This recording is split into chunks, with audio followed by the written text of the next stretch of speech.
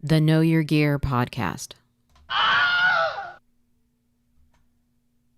Hey everyone, how's it going? Welcome to the Know Your Gear podcast, episode 344.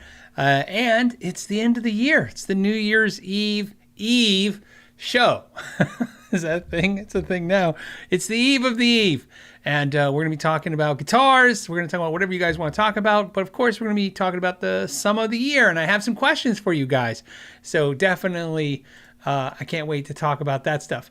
First things first, let me update this real quick because I have some cool announcements. And if you don't mind, I'm going to make those real fast. Let me go into so many things, so many screens to update here. Okay, go here. So what's the first thing we have to announce? Well, we have to announce the winners. So we were giving away a set of Northern Lights humbuckers, which is they're hand wound by me under the name Blackstock pickups. And I don't know if you guys know this, but a little interesting, fun tidbit as I jump around here. The name Blackstock is my grandmother's maiden name. So my mother's maiden name. And I know that sounds weird, right? Maybe it sounds weird. I don't know if it sounds weird. It's one of those things like some of you guys might be confused. So let me put it to makes more sense. My last name is my mother's last name, which was her father's last name, right? So her parents got married and her mother took my grandfather's last name. Now, the difference than most people is then when my mother got married, usually, she takes her husband's name and then her children have her husband's name, but that's not how it works in my family.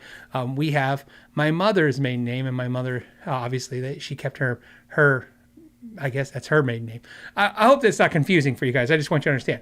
So, there you go. And since we're throwing out trivia while I'm stalling to update something, another little fun fact is that if you're familiar with the artist Reba McEntire, she was married to a man. His last name is Blackstock. That's my mother's cousin, something like that. So there you go. All right. While I was doing all that, I have another update. So obviously we got to tell you who won. So merch. There we go. Let me do this new thing. I'm sorry, I was not prepared, apparently, for the show. Okay, so we have a confirmation. I said I would make the announcement live on the air, and we do have the winner. The winner of the Blackstock pickup is Romero Silva. Now, Romero, I sent him an email just a minute ago. He confirmed that he's good with getting them. I got his address. Romero, if you happen to be watching this live, please send me an email or put in the chat that you're here live, and you'll get a bonus gift. And I'll let you guys know what that is. So if anyone, moderators, anybody sees Romero putting a comment in the comments, please let me know and we'll give him a bonus gift. Or Romero, if you see this, but it's got to be during the show live. So if you see it on Saturday, Monday, it doesn't count. You're missing out. I'm sorry, buddy. But so if you're able to catch it live, that was the deal. You get a little bonus if you're here live. So congratulations to him. Congratulations again to him. And then thank you so much for everybody who thank you for everybody who entered the contest.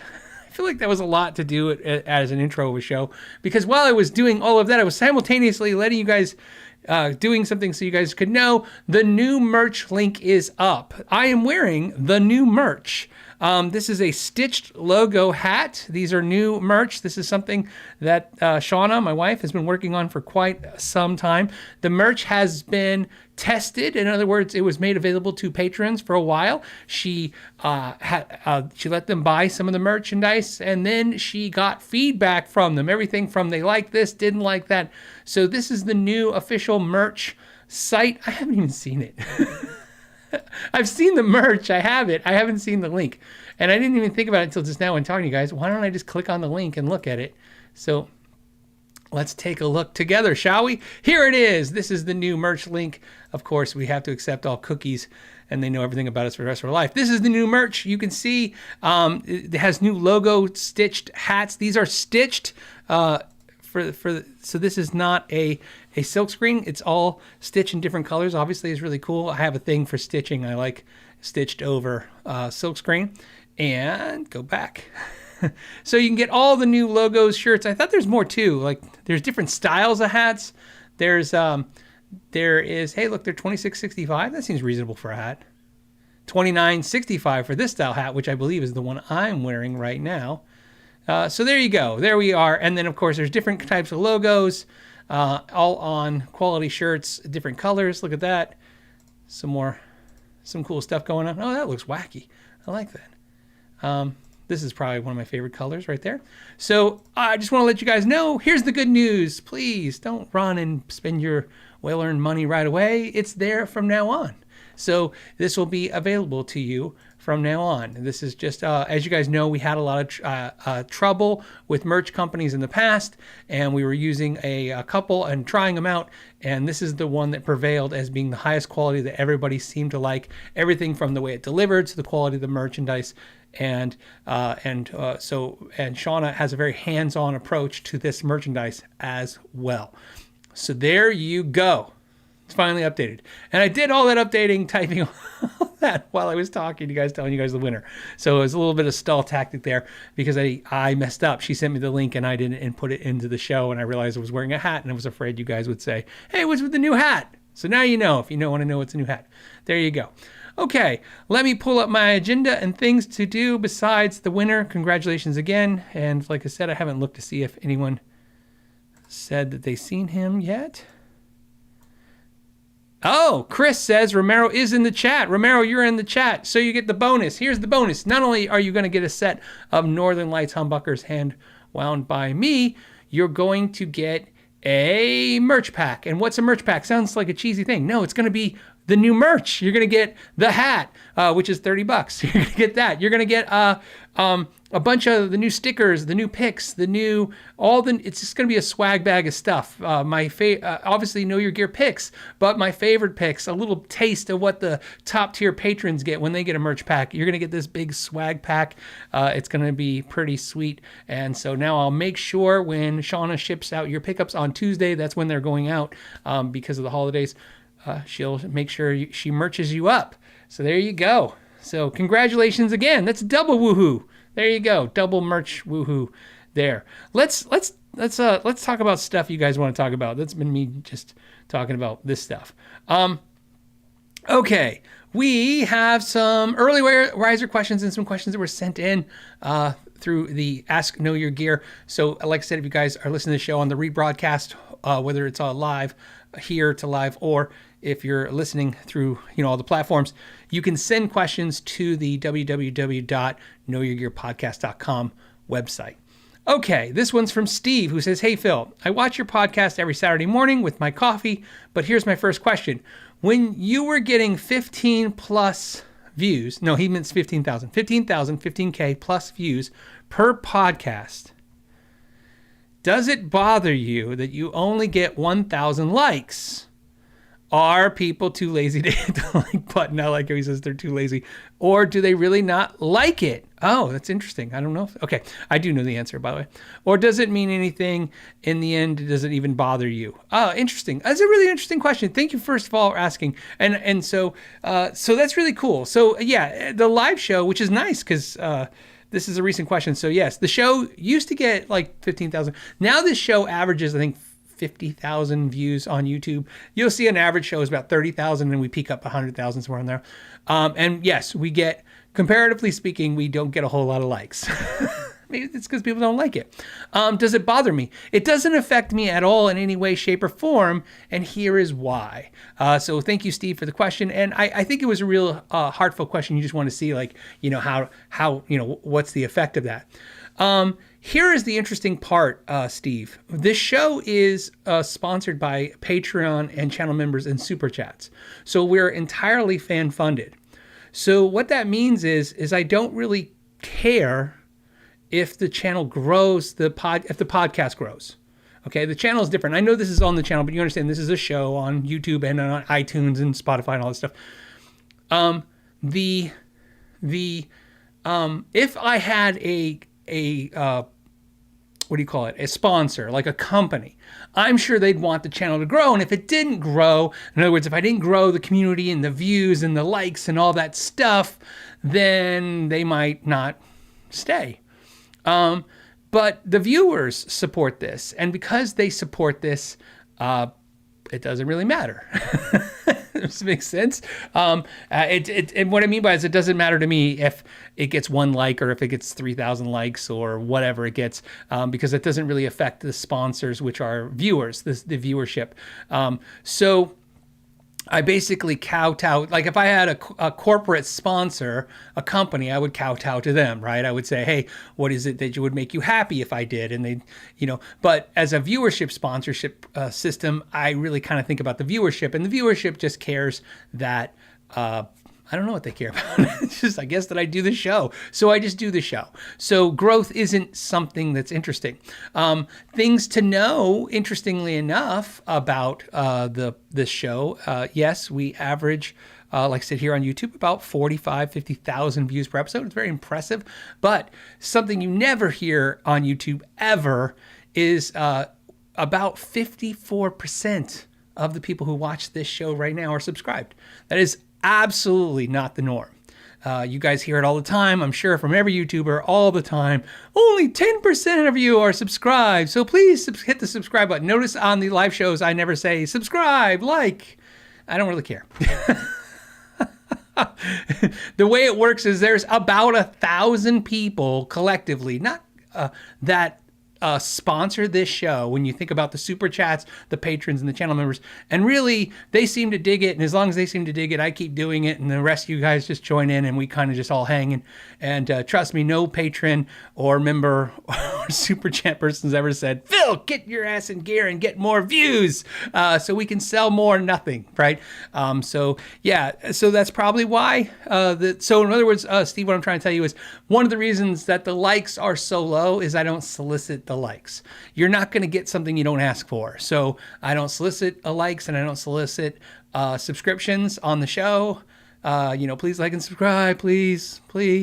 And so therefore, people aren't really called to action to do something that they don't even get asked to do. So there you go. That answers the question. It's a very cool thing, if in my opinion, that it works like this. And I like it so much so that, again, I'm very upfront with everybody, as always. But I mean, by upfront with everybody, I mean the patrons, that at this size of the show, a corporate sponsor would probably pay more than what we collectively get from patrons and stuff. But again, who cares, right? This is great. I don't have to worry about Monday going, I can't. Once they hear what I said on Monday, they're not going to be happy. So there you go. Thank you. Great question. The next one from Gerald says, hey, Phil, what recommendation do you have for someone that wants to get started with an HX Stomp or similar modelers? I know nothing about any of the options. I'm a bedroom player. So here's the great thing. This is totally the philosophy of the know your gear. The know your gear philosophy has always been and will always be that it's important to know how to use a piece of gear more so than it is to have a nice piece of gear, right? So when people covet that better piece of tech or guitar, that better playing guitar, better brand, the hierarchy, really, it doesn't really matter if you can't use the piece of gear you have in an effective way. So, Gerald, here's what I would recommend to you to do. I would look at some of the modelers out there. I like what Zoom does. I love Boss for modeling. When it comes to just totally someone who's creating tech that's made for easy peasy, transition. In other words, if you know how to turn some knobs on a pedal or an amp, you are good to go with the Boss tech. You're good to go with a Zoom pedal. You can definitely check out Headrush, which is pretty straightforward. It's a touch screen. It looks like an iPad stuck to a modeler. It's pretty straightforward. I would say the HX Stomp, is probably one of the easier tech modelers to use. I would say it's definitely in my easy category, but not as easy as the other ones I just recommended. But what I mean is, don't spend a lot of money. Try to find a basic, inexpensive one. You can find a great modeler for $200 out there, especially used. Go old. Get an older unit, something that's a little outdated, just a little bit. Kind of break in your chops with that. Learn to figure out what you like about it, what matters to you. The thing about modelers is, and it's been my problem with modelers my whole life, is they give you 6,000 sounds and I'm only looking for 3. And so it doesn't mean that they're bad. It just means I'm always overspending on all modelers. giving me 200 different effects when I only use 4 is a little overkill for me. So I tend to focus on the modelers that to my ears sound the best, because I don't care how much bells and whistles it has. I just care how good the quality of the tones, the sounds I'm getting out of it is. But maybe the opposite. Maybe you want to basically create a big, kind of blockchain, I guess, chain of effects, and maybe, something more elaborate. But I would start something easy. And there's going to be tons of people in this chat right now saying, hey, because, it's how we're passionate. They're going to say, I love and you know what? And they know who you are, because like they said, a lot of them are bedroom players, or we're bedroom players, or beginners in this. And same thing, they're going to suggest a lot of units like me. I would just keep it easy. I'd keep it, somebody says, Aljon, hey, Aljon, go. Aljon says, I still have my Line 6 Pod 2.0. See, right, the Pod 2.0 is a fantastic unit. It still sounds good. I think it still holds up. It's not as, it's not as good as some of the newer sounds, but it's still great. When I interviewed the owner of Two Notes, he was saying that's where he came up with the idea of doing all the Two Notes products, because he had that unit and he thought it sounded good, but not great. And so he thought maybe if it added speaker emulation, he would improve the sound. So like I said, I would go with something, and if you're into computers, get a software. But like I said, keep it easy and just learn it in and out. Learn all the effects, learn all the things, at least learn all the stuff you want to learn from it. So that's my recommendation to you.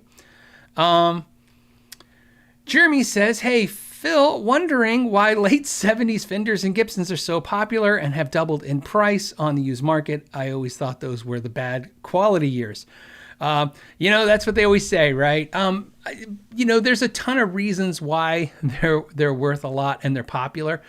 First of all, you have to understand that, the generation that loved and coveted the guitars in the 50s and 60s that they wanted when they're teenagers, that still happens to the next generation. So the generation that, yes, is the Fenders and the Gibsons from the 70s, not as, not supposed to be as quality, whatever the issues are, as other models. But I mean, if you wanted it when you're 16 and you couldn't have it, it seems to be a theme that just constantly sees itself coming forward in the guitar community. I always wanted this and I couldn't get it. And it didn't help that most of us spent a lot of our time with our noses in magazines looking at ads, right? Just like, oh, I wish I had it. So yeah, a lot of it, the value and the popularity is that people just got older and they now have the money to buy it. And so they're going to buy it. They're going to buy that guitar that they always wanted. And because a lot more people want them versus, both 70s Fenders and Gibsons. I mean, I want to say 10 years ago, it was probably closer to 20 years ago. 20 years ago, man, you could pick them up for nothing. In fact, I want to say it was the early 2000s when all of a sudden I started noticing like 70s era Strats all of a sudden picking up a little, like all of a sudden a 70s Strat was worth more than what a new Strat was selling for. And I remember thinking, wow, I can't believe that. And they would just start come up. The other thing is, of course, just like I would imagine, everything's like the car market and other collectible markets where, when the vintage cars get unobtainable and they're at the Barrett Jackson auction and nobody can afford them except for, the very select few, then of course some of the less collectible cars have to come up in value because that's where collectors, that have some money but not the mega money start buying. That's it too. But and then the whole, the bad years, the good years, I don't know. I've talked about this many times. I'm not a huge vintage fan in the idea that I pick them up and I go, they're great, but I've never oh, I have to have this. I don't know. Maybe, I don't know. I don't have that in me. It doesn't click yet. And so, even for the things that I coveted when I was 16, I don't look back. And now that stuff's, really expensive, I just immediately, as soon as it's crazy expensive, I'm just not interested anymore. Everything's got to me like a limit to what its value is to me. Okay.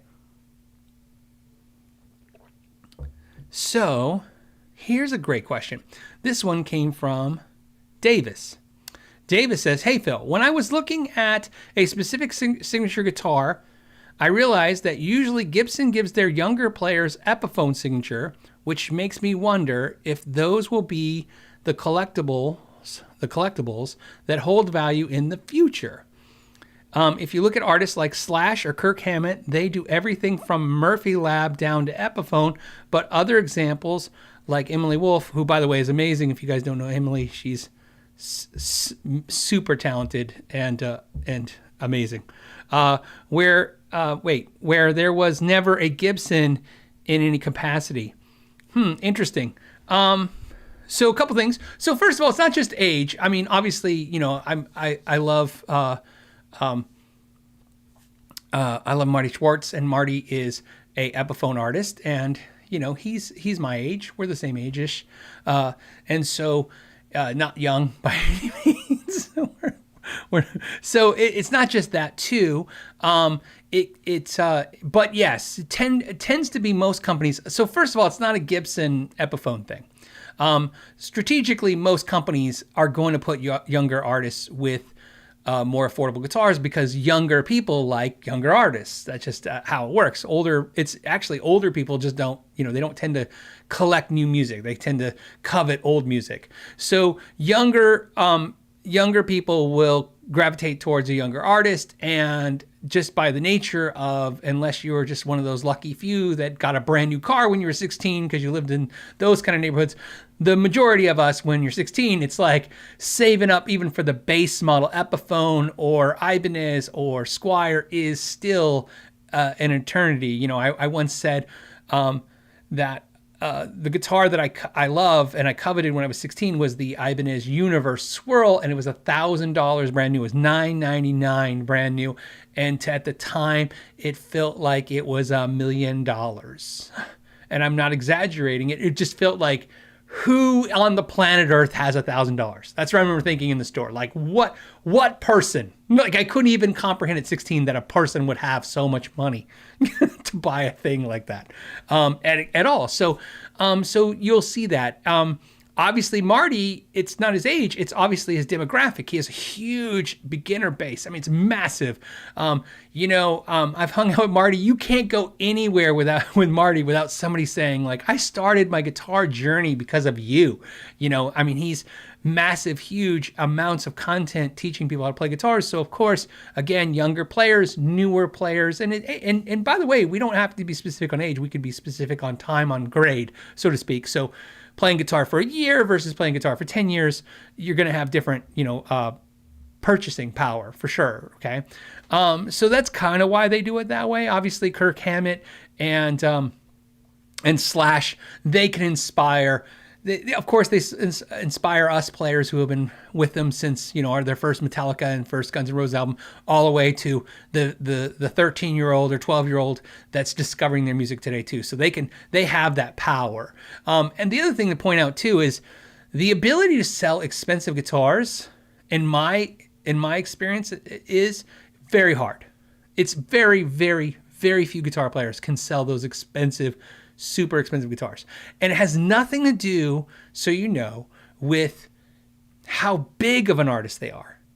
It has to do with their demographic of people who like them. And also, I don't know how to put it, maybe the gravity of it. So let me give you an example. When I think of players who sell expensive guitars, it's everyone from Steve Stevens selling expensive nags. My buddy Larry Mitchell selling, $6,000 nags. I mean, he's not selling a ton. Steve Stevens is not selling a ton. Not because of any other reason than just not a lot of people throwing out $6,000 for a guitar. But those guys, they just command that kind of market because the people that are into them are just into them at that level. Obviously, Petrucci selling really expensive guitars. So there's certain players that just can sell these expensive guitars, and it doesn't just have to be the guys who sell at the big arenas or the girls who sell at the big arenas. It can be just people who are, like I said, I guess I was saying gravity. Like I'm trying to say, like their influence is just really powerful. There's a small group of people that like them, but the people who like them just like them, and will throw down that kind of money for a signature guitar. You guys can probably name a ton of signature guitars that are very expensive, but artists that, to be honest with you, most time you'd have to look them up. Like, I don't know who they are, and I don't know why they have You guys know my favorite guitar player in the entire world is Monty Montgomery. I don't know if you know this, and I don't know if I've ever told this story, but Monty Montgomery, by the way, I'll put a link when I do the timestamping. My favorite guitar players, no questions. He's my favorite guitar player in the world, number one. How I discovered him was I was an Alvarez dealer. Alvarez carries or has a line of guitars called Yagiri, which are made in Japan, more expensive type acoustics. And the most expensive acoustic on the sales sheet was this thing called the Monty Montgomery acoustic.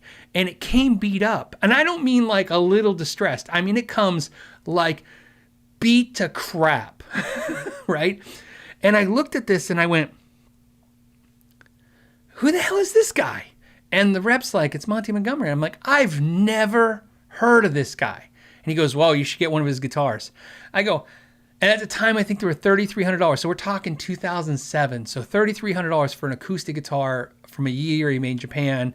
Maybe it's 38, but it was, 33 is what I remember street being.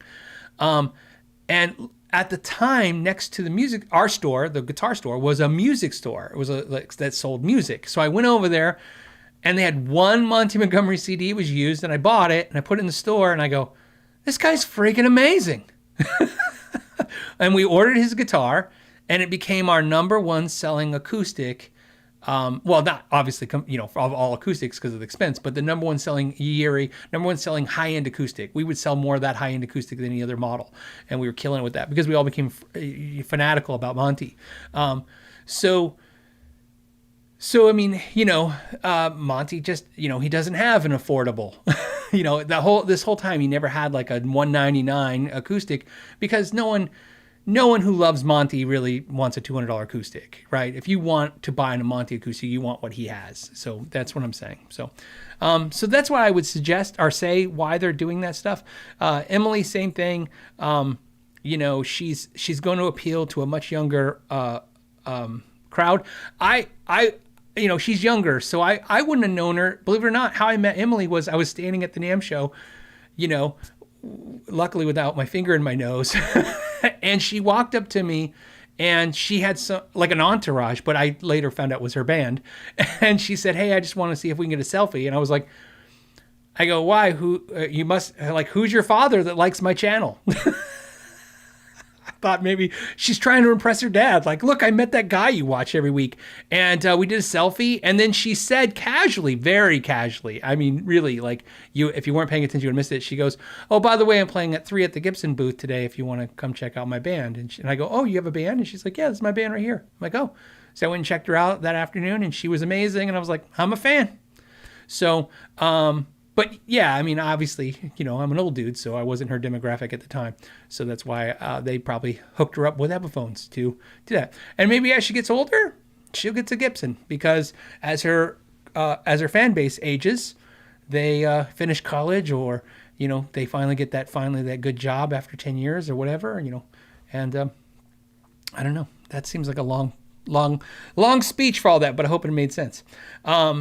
So let's go to the next one. And I have a lot of early risers, so let me jump around because I don't want to keep hitting and they're not just early risers, those are ones from the week too. So let me go over here. If you don't mind, I'll just jump around. First, I want to address, somebody said that there's a lot of commercials. Yes.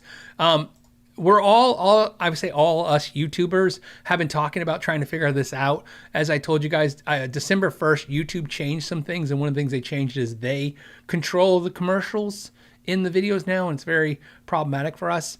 So I like I said, we're all learning it how to, because obviously you don't want to go commercial free. That doesn't make any sense. But also I'm trying to figure out, one thing I will tell you is we started a new service. It officially starts January 1st, but we started doing it this week. Today, actually, which is we are now going to post this show on Patreon and soon to the channel members commercial free. So if you're a $5 patron, you get the 4 podcasts that I do every month on this platform commercial free. But so I believe if you listen to it streaming on every streaming platform, it should be mostly commercial free. I say mostly because every once in a while I get a check for like $13, so I assume somebody's putting some commercials somewhere, but it shouldn't be a whole lot. And if it is, let me know because I sure don't get paid a whole lot for those, considering how many streams I get.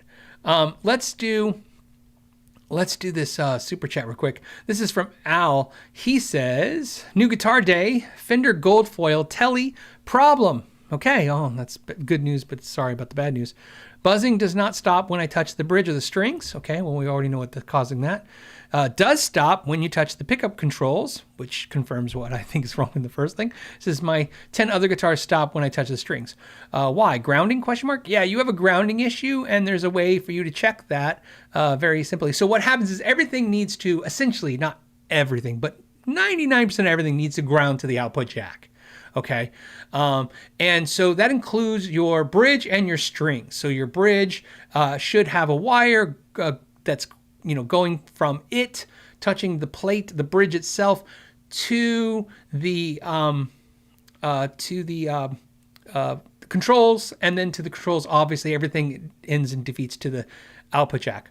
There are two reasons why this can happen, by the way, and one is not what probably most people are used to thinking about. So the way you want to diagnose the problem and fix it is, find yourself a wire, a copper wire, right, would be great. An old speaker wire. You just need a piece of wire, okay? You need two ends, right? You could probably use a guitar string, but I wouldn't. I would use a wire. What I want you to do is take a wire, strip it so that you have about 2 inches of copper or something, and either wrap it on something on the bridge or touch it to the bridge, maybe tape it with a piece of painter's tape so it doesn't mar the finish. Tapes this wire to the bridge, and then go inside the cavity and then tape it. You don't have to solder, just tape it, stick it to something that's grounded, and see if that fixes the problem. And that means that there's the wire that's underneath your bridge that's supposed to be touching your bridge to those electronics is either not touching the bridge or missing, obviously, if you can't find it. That should save you. That should be able to you can diagnose that way. You can even, if you have a long piece of just bare copper wire that, and you don't scratch up the body, you can put it to the bridge right to the output jack too. And just the same thing, right? That should tell you, help you diagnose the problem. But another thing that can happen sometimes, and it's not as common, but it does happen with guitars and it does happen with basses, is sometimes when you use coated strings like elixirs, especially the poly webs versus the nano webs. So in other words, the thicker that coating, sometimes people don't realize this, but when you restring a guitar, a lot of times that coating scratches real easy, and the metal of the string touches the bridge, right? Touches the saddle on the bridge, and that's the metal to metal, to metal to metal, right? You get the connection. But sometimes that coating is preventing. It's no different than if I was to take a piece of plastic or a piece of tape, electrical tape, and put it between the string and your bridge, and now that metal, so when you're touching the strings, the way to test that, by the way, would be to touch the bridge. So you were saying when you touch the strings on the bridge, but I just want to clarify that you're saying two different things. Sometimes you're not. You're saying strings and bridge, but I want you to specifically touch the strings, and if it doesn't stop, and then touch the bridge, and if it stops, you might have coated strings, and that could happen. It's not super common. So those of you who like coated strings, don't freak out.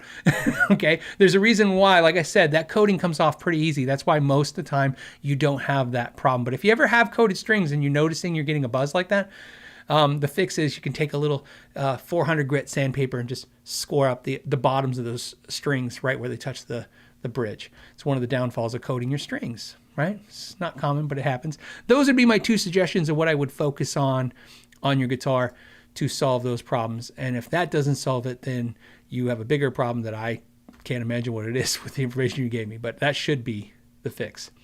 Brian, right? Nope. Slushball 45, Happy New Year's. They just said Happy New Year. Happy New Year. No one said all this week. I know we don't say Merry Christmas anymore, and I understand why. Like, I have friends. I love my friends that are Jewish. They always say Happy Hanukkah, and I'm always like, oh yeah, I forget, because there's other holidays. And so I always like it when people. I like it personally. I don't want to drum up drama or anything. I'm just saying I like it when people, whatever their holiday is, if they shout it out to me. As someone who's not really into any holidays, I always appreciate when other people are into them, and for a second, that gets me into them for a second. But New Year's was always a thing I remember, no matter what, right? If you said Happy Holidays, if you said Hanukkah, if you said Christmas, if you said, Kwanzaa, doesn't matter. But I always thought Happy New Year. I didn't get one Happy New Year from anybody all week, everywhere, every place I went. I thought, I guess we're not saying that no more. So Happy New Year to you too. Slushball45. I love that name. Aussie says, Happy New Year. See? Oh, another one. Happy New Year, Phil. New Guitar Day, Eastman SB59V. How are more people not obsessed with these? I can tell you, you're just not going to like the answer, but I'll tell you.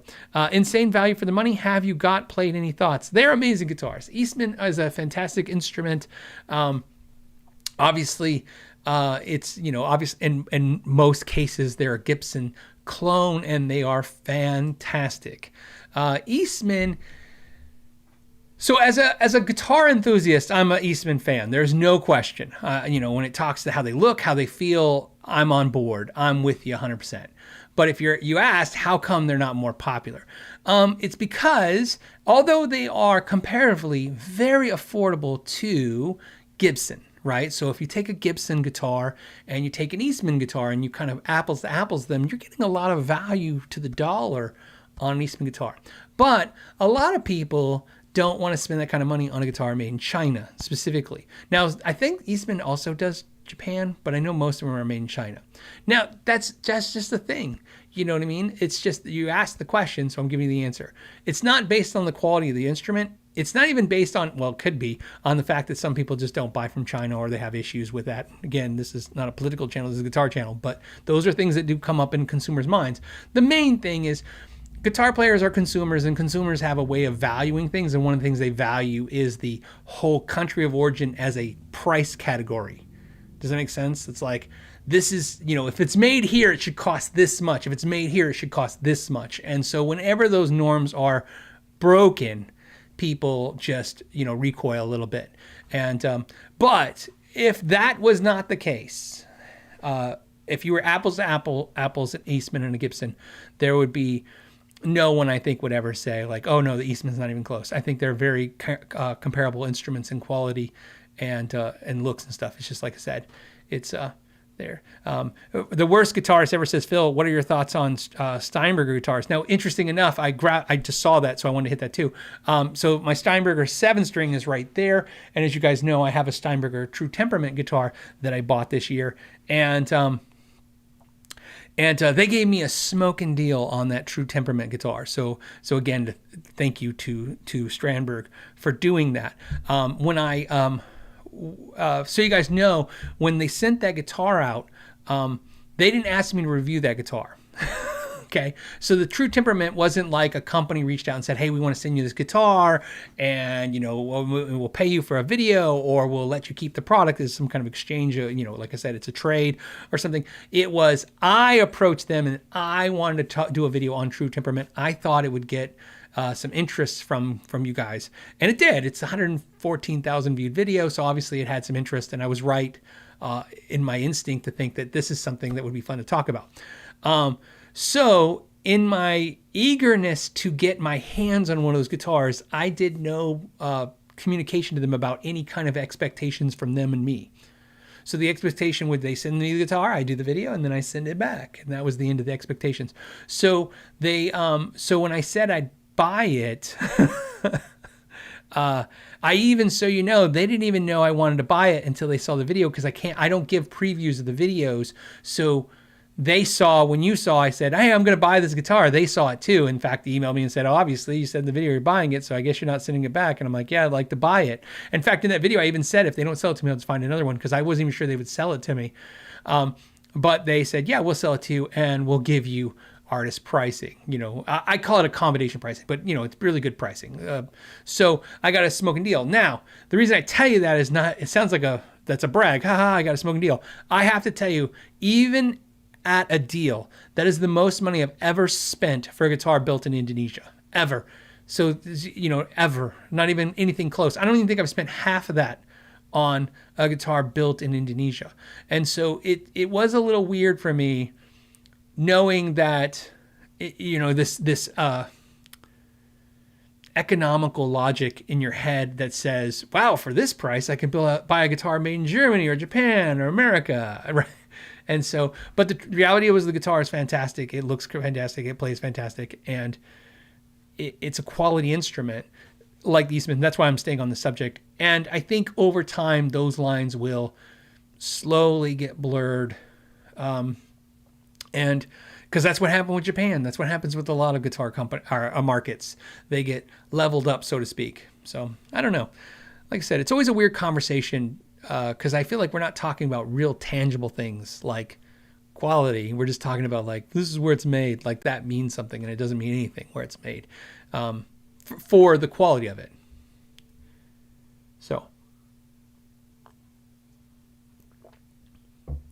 The worst guitar says, are you talking about Steinberger or Strandberg? I'm talking about Steinberger. Did you ask? Or Strandberg. I'm sorry. Strandberg. If you're asking me about Steinberger, other than I played a few of the new import models in a music store a couple months ago, I don't know much about Steinberger guitars. I remember back when they had Music Yo, the website, and I bought a Steinberger 6-string, double neck, 6-string guitar, 4-string bass. And I think I got it for $350 new, back something silly like that, and never played it. Probably should have kept it. They're probably collectible now, but very cool. But yes, I'm sorry if you meant Steinberger, and I saw, whenever I see Steinberger, Strandberg, it's, it starts confusing me. They're very alike in their naming. Okay, so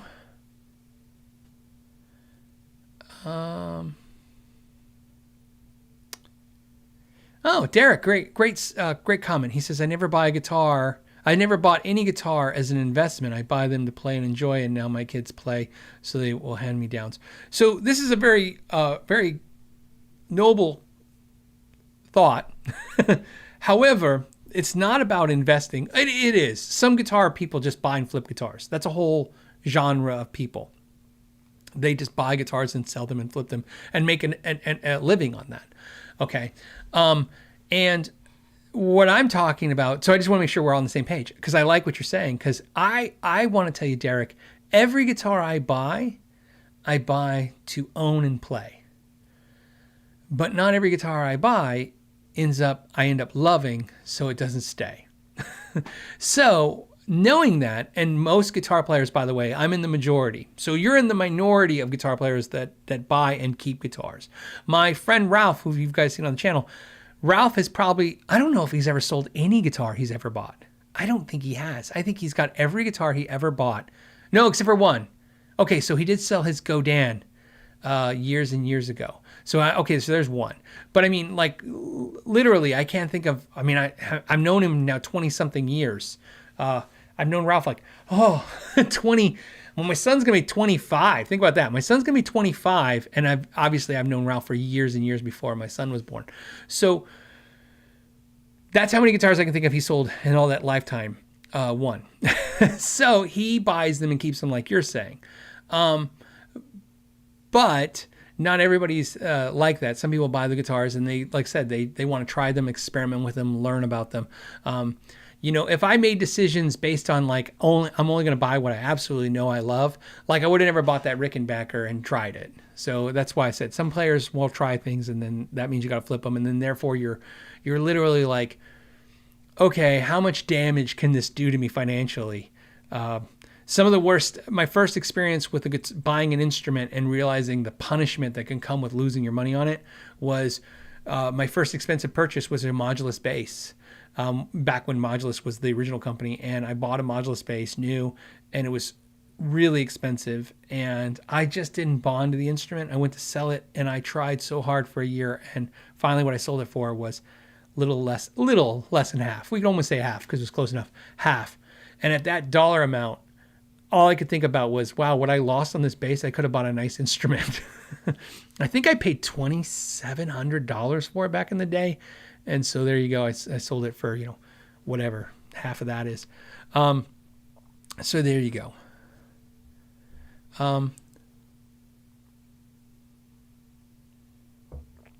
Okay. Yeah, you guys said Ralph should come on the show sometime. We used to pop on Saturdays, but we haven't done a Saturday show in so long. Maybe we need to do one. Let's see. Brian says, hey, I tried the Friedman Runt 20 and loved it. It's a great amp. It's one of my favorite amps. Problem is, it's crazy loud for just home use.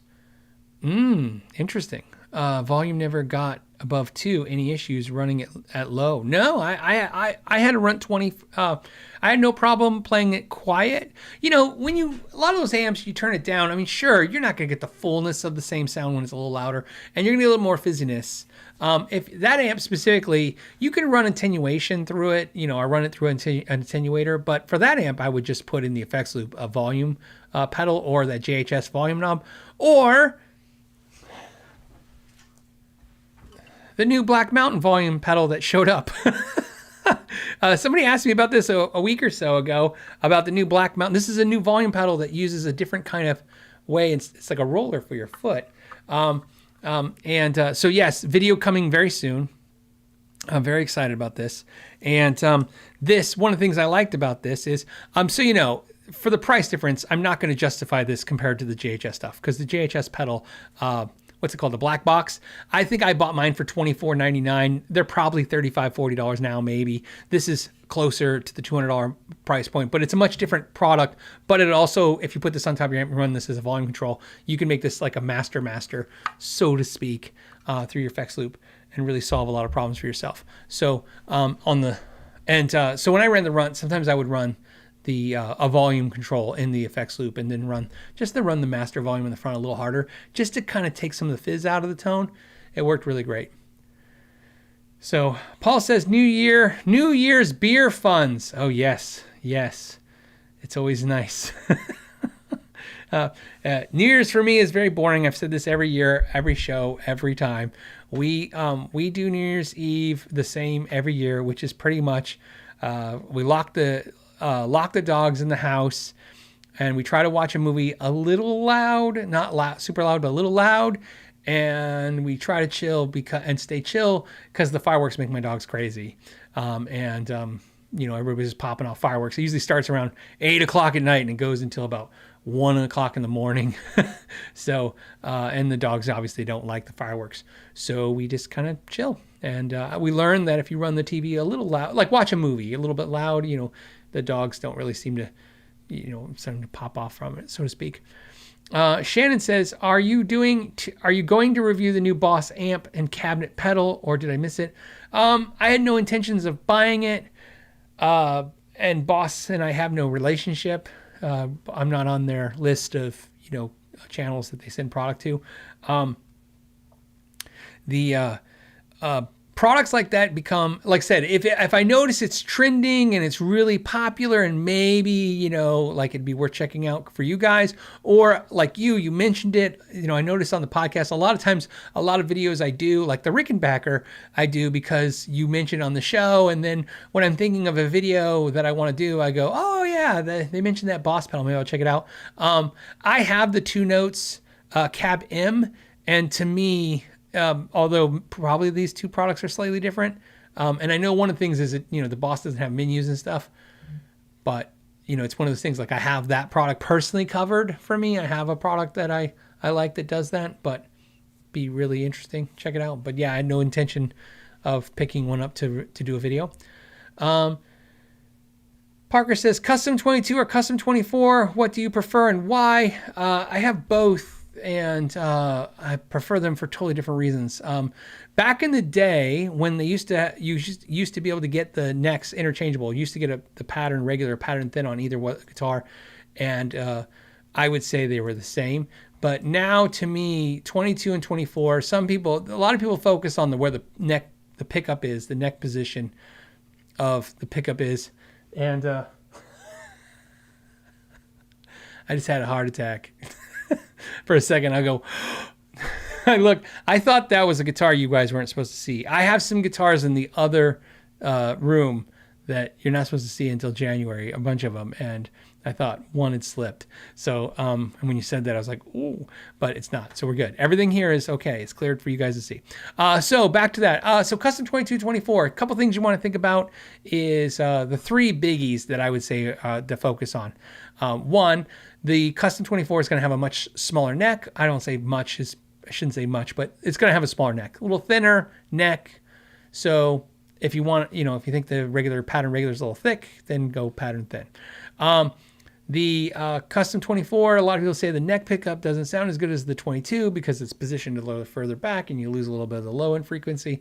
I've A-B'd the two. I have both, and I A-B'd them, and whatever the difference is not something I notice or care about to a point where I would, highly focus on that as a reason for buying and not buying one. And then the other thing that is different, though, is because the neck on the 24 they're the same scale length, but just positioning wise. I always tell people when I look down, it's where I see, like on an SG is a perfect example, even though that's not a 24 fret guitar. To me, sometimes you're used to looking down, like here's my Delos. When I look down, let's say this is my playing position right here. Let's back up a little bit. Here's my playing position right here. I'm used to holding a guitar right here, and I look down, and to me, my sight line goes here. So when I look down, I'm seeing the 9th fret, and the 12th fret is here. So to me, to jump to the 12th fret is here. So it's just instinctive. When this is a 22 fret guitar. So if you get the 24 fret version of this Delos, or if you got like the custom 24 PRS, although it's not longer scale, it really kind of shifts where you see that 12th fret. And so that might be a thing that bothers you or you like. So those are the three things I would take into consideration on those guitars. So there you go. There and hold on, and then because I'm wondering right now, because you didn't say SE or core. So on the SE, those things all apply, except for on the SEs, I think the necks are more dramatically different. The custom 24 is going to have a much smaller neck than the custom 22. On the cores, they're slightly different, thinner necks versus. So that's something to consider. And then what do I prefer?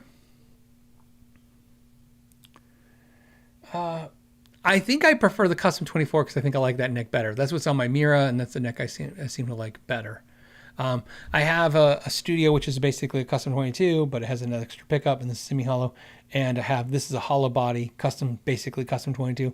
And those are pattern regular necks, and I like the necks okay, but I sometimes find myself liking the pattern thin neck a little bit more on the cores.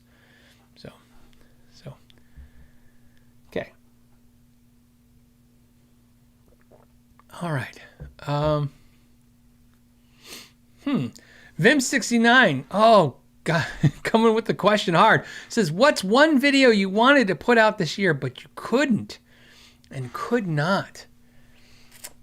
And couldn't? What's a video I couldn't do this year that I wanted to do? Oh, there's probably a ton.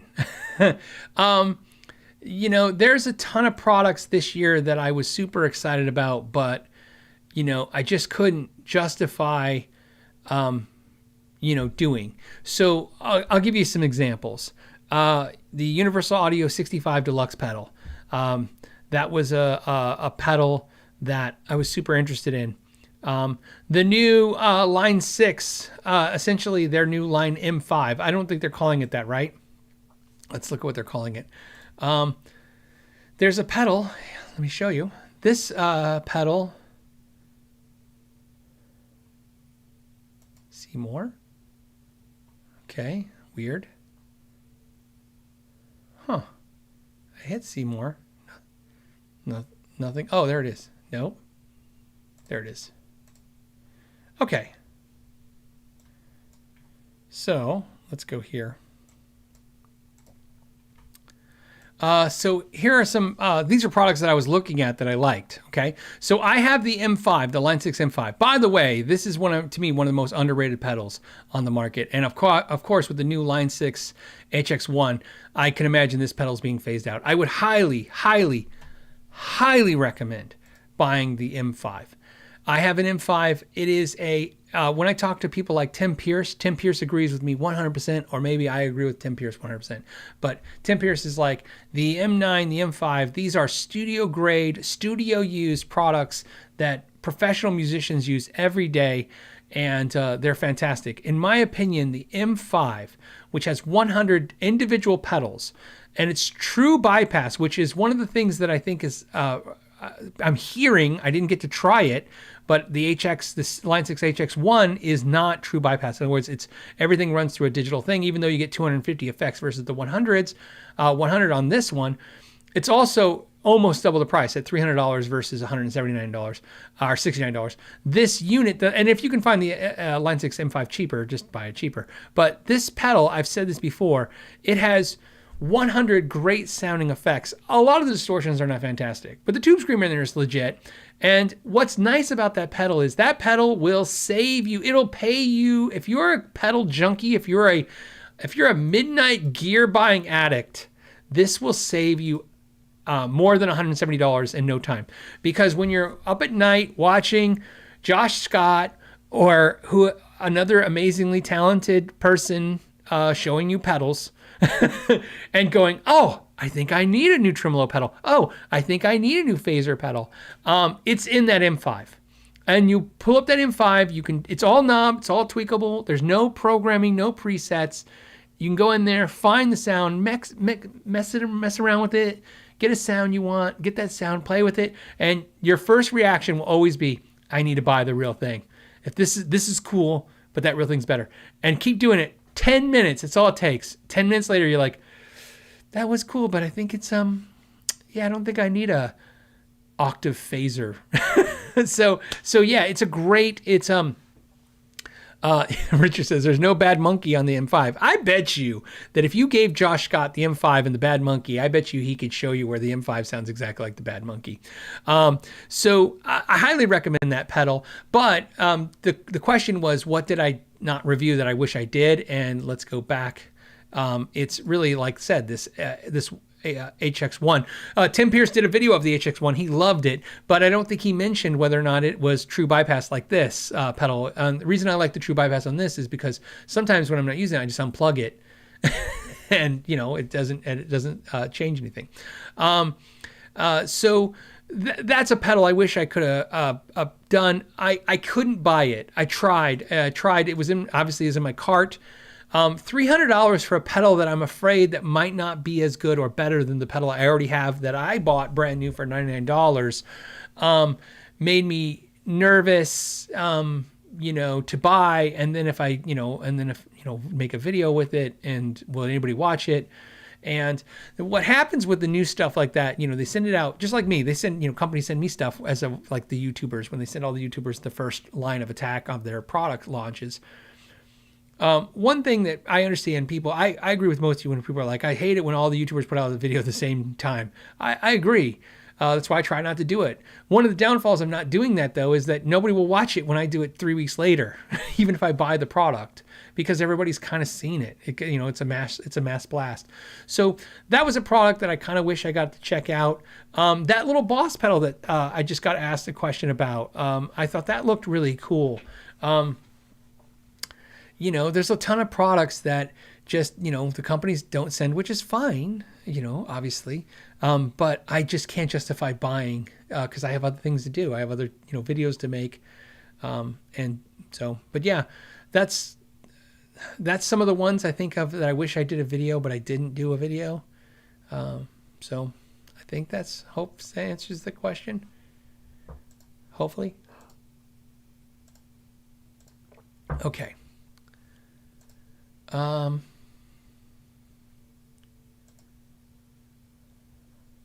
right, hold on a second.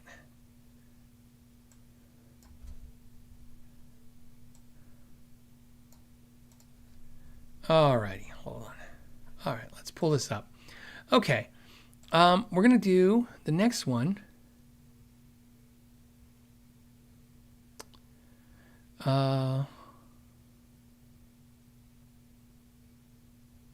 Oh, here's a good question.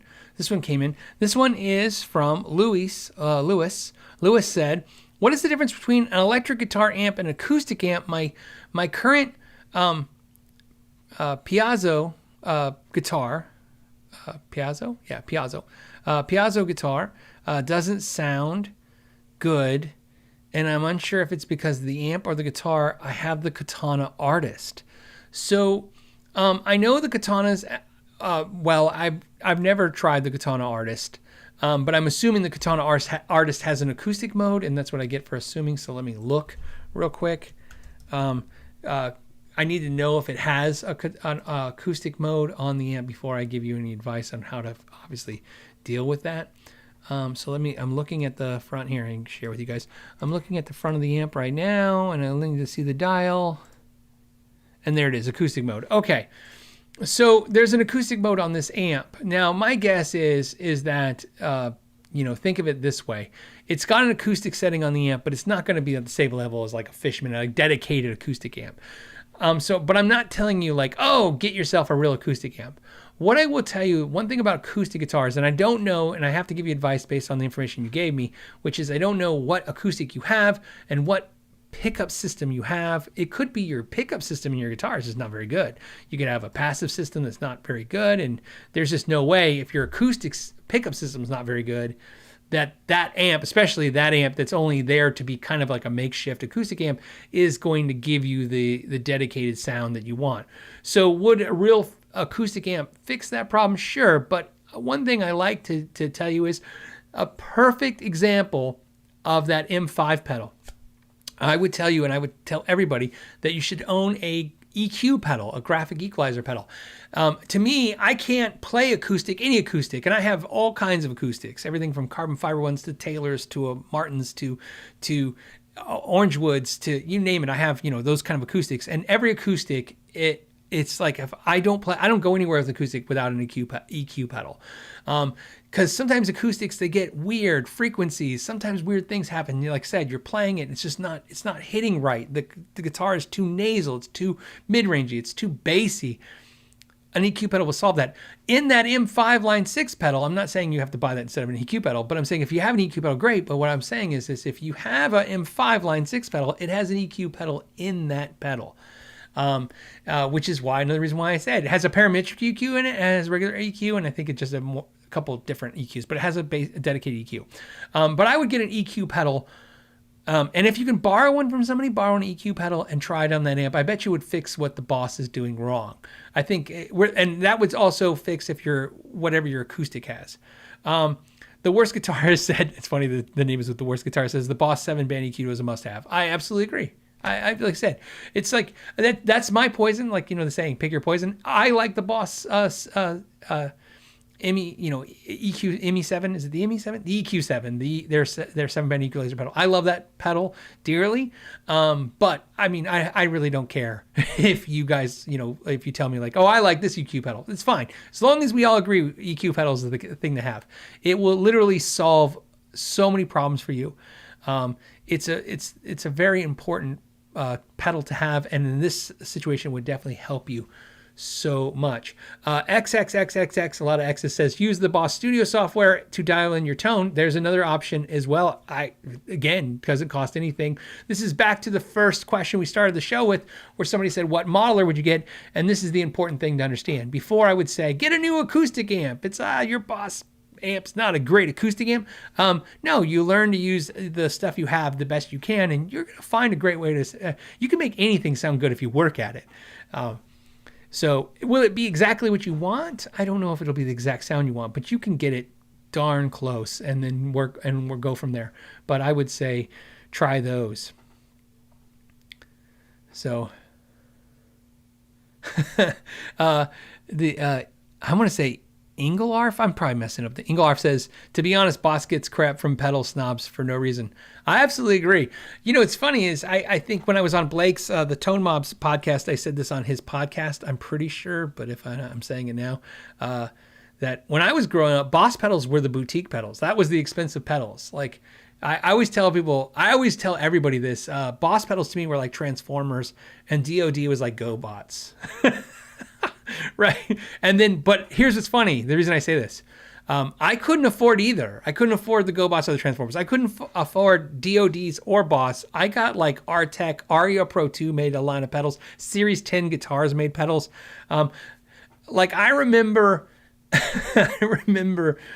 the first time, my first real pedal was a DoD American Metal. It was metal. Not metal like play, but it was the texture of it was metal, and And same thing with Boss pedals. I remember like I just wanted a pedal that wasn't made of plastic. I don't know why. I just thought like that's what pros had. Professionals must have pedals that are not made of cheap plastic. And I thought that was the thing. I mean, I was a kid. I didn't know. But yeah, I love Boss stuff. And Boss stuff is on every stage, everywhere around the world, by every professional ever. So yeah, when Boss gets hate, I'm always confused because I'm like, it's durable, it's good, it sounds good. I mean, you know, if your little weird $400 boutique thing probably sounds a little better, whatever that means, but it's not like I said, we're not talking this sucks and this is good. We're talking about this is good and maybe yours is a little bit better. Well, good for you. I'm glad it's a little bit better. I have things that I think are a little bit better too, but a little bit better is exactly that. It's a warranted statement. It's just a little better. So Beavis Christ says my first pedal was the first gen DoD grunge. Yeah, see, woo, that was great. That was a great pedal. So, all right. Johnny, thank you for the massive super chat. That's awesome, man. Thank you so much. He says, pick up making fun. P90, hint, hint. Happy New Year. Yeah, you know, I backed off P90s. The reason I stopped the P90s, I was doing them, and I said this before, my P90 is a clone. So what happened was I picked a P90 one day, and I went, I'm going to do a clone of that. And I didn't even reverse engineer it. I didn't even go like, I'll take it apart. I literally went online and I found like literally, you know, through the forums and stuff, somebody's like, this is how they're doing it. And I was like, okay, let's try it. I tried it. I was like, yeah, that's how they're doing it. And so I basically picked the P90 and I copied what I picked the P90 I liked and I copied it. And I A-B'd it and they sound almost damn identical. And I was like, okay, that's my P90 I like to make. And I was doing it because I was like, oh, that'd be fun. And like I said, the Copperhead single coils and my Northern Lights, those to me they are different pickups. Like I said, then is there some pickups out there that sound like them? Maybe. But I mean, I have 400 sets of pickups downstairs and I haven't heard a set that sounds like them exactly. I know the lineage of my pickups, where they come from. So if somebody locked me down and said, what is the closest thing, I can tell you what's close to my pickups. But like I said, and notice I don't have a whole line of pickups because that's not what I'm after here. I'm basically doing this as I have a community of people, and there's a bunch of you that are like, hey, I'd like to buy a set of pickups, and and I actually enjoy making them. I wish I had more time to make more. And when I make them, I put them out there. But the P90s, I was like, yeah, everybody who bought the P90s was really happy. Well, they should be, because they're a clone of a really nice P90. But when I did the Dylan Talks Tone pickups, I thought, well, why have my P90s up for sale? He's got a P90. It sounds great. I'll just let the traffic go that way. It just made sense for me. So that's why I took them off the website. Johnny, the reality is this. If you go to the Ask Know Your Gear website, or if you're a patron, so I'm just telling patrons, just period. If you're a patron, it's easier for you guys. But just the same way, you're going to get to the same place. So it's not one's different than the other. It's just the patrons only know one way to get a hold of us. You're getting a hold of Shauna if you're sending a message to that website. It gets to me, but it filters through. And she comes to me every week and says, hey, somebody wants this pickup this way. Somebody wants one humbucker. Somebody wants a set of P90s. And it's always the same answer. I think I have Thursday morning. I don't think I have anything to do that morning. I'll wind up a set of pickups. So absolutely would do that for you. Just, you got to ask. Like I said, it's that simple. But I do want you to understand that the P90s I make, although I love them, I didn't make anything different than anybody else on them. They're just my favorite set of P90s recreated. I should point out, so I give myself some credit, my favorite set of P90s cost more than mine. So it's a more affordable version of that. Okay, Aussie English says, installed noiseless Gen 4 pickups in my Fender tele parts caster. High E string touches the pickup when fretting past the 12th fret. Can't lower further without screwing up the screw popping out solution. Yeah, it's because those pickups are so thick because there's essentially two coils on there. So I mean, here's your solutions, really, to be honest with you. first, this is what I'm just going to tell you what I would do, since you don't even know if you love those pickups, right? They're just in there. And even if you like them, you don't even know long term. You're in Australia, because I see the AUD 10. If you're on the Stu Max deal, you get free shipping to Australia. So hopefully you did that deal. If you did, get their shims, their flat wood shims, and shim the neck up. So don't try to lower the pickup anymore. Raise the neck up. Once the neck is raised up a little bit, and so you know, a little goes a long way. We're talking about a little. So you use the shim and you shim the neck up, and then you raise the saddles, and it's going to fix your problems. Tonally, it won't change anything. Aesthetically, you won't even notice.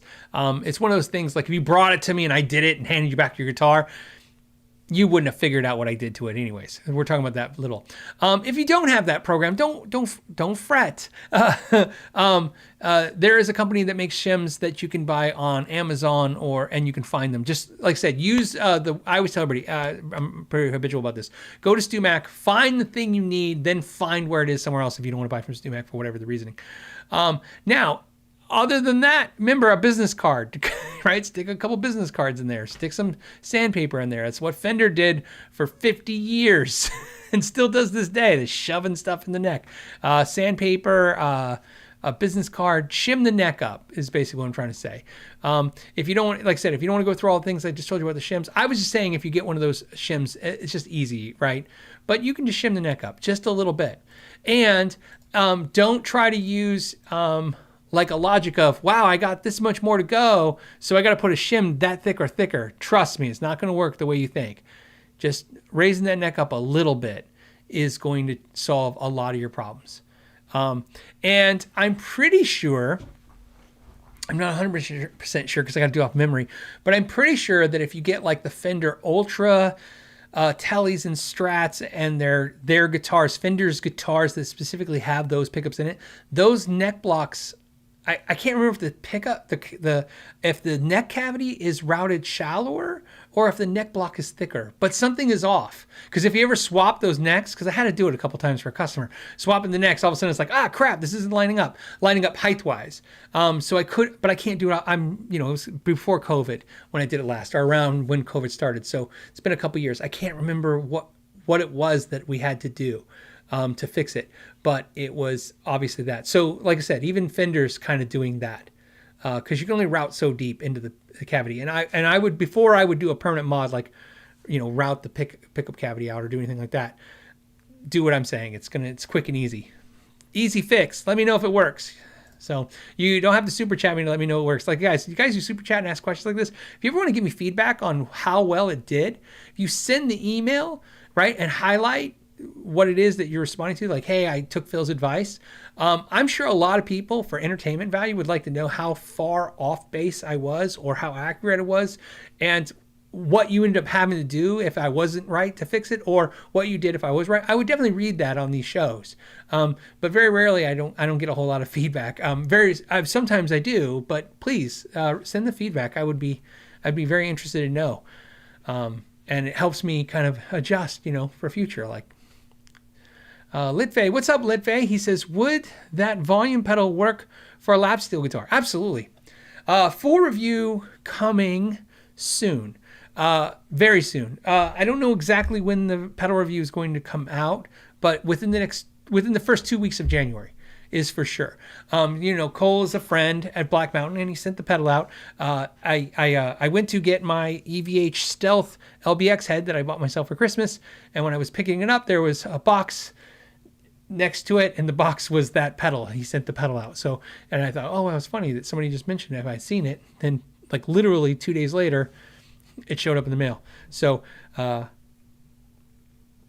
which made me happy because it wasn't like Cole saw somebody mention it and sent it to me. He had to send it before that. So it was really cool. So yes, I will be sharing the thing. Cole asked me for a favor though, and it was really interesting. And I'll share with you.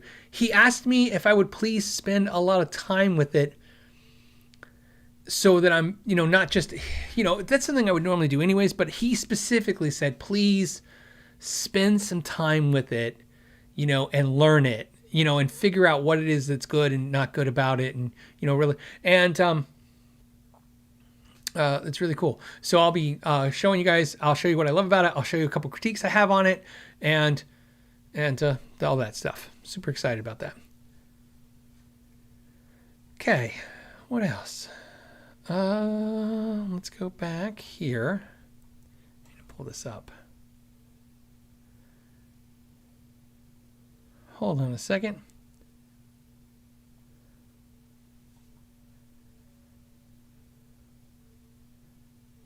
I'm jumping around. Let's see. Oh, okay, cool. I got those. Okay, so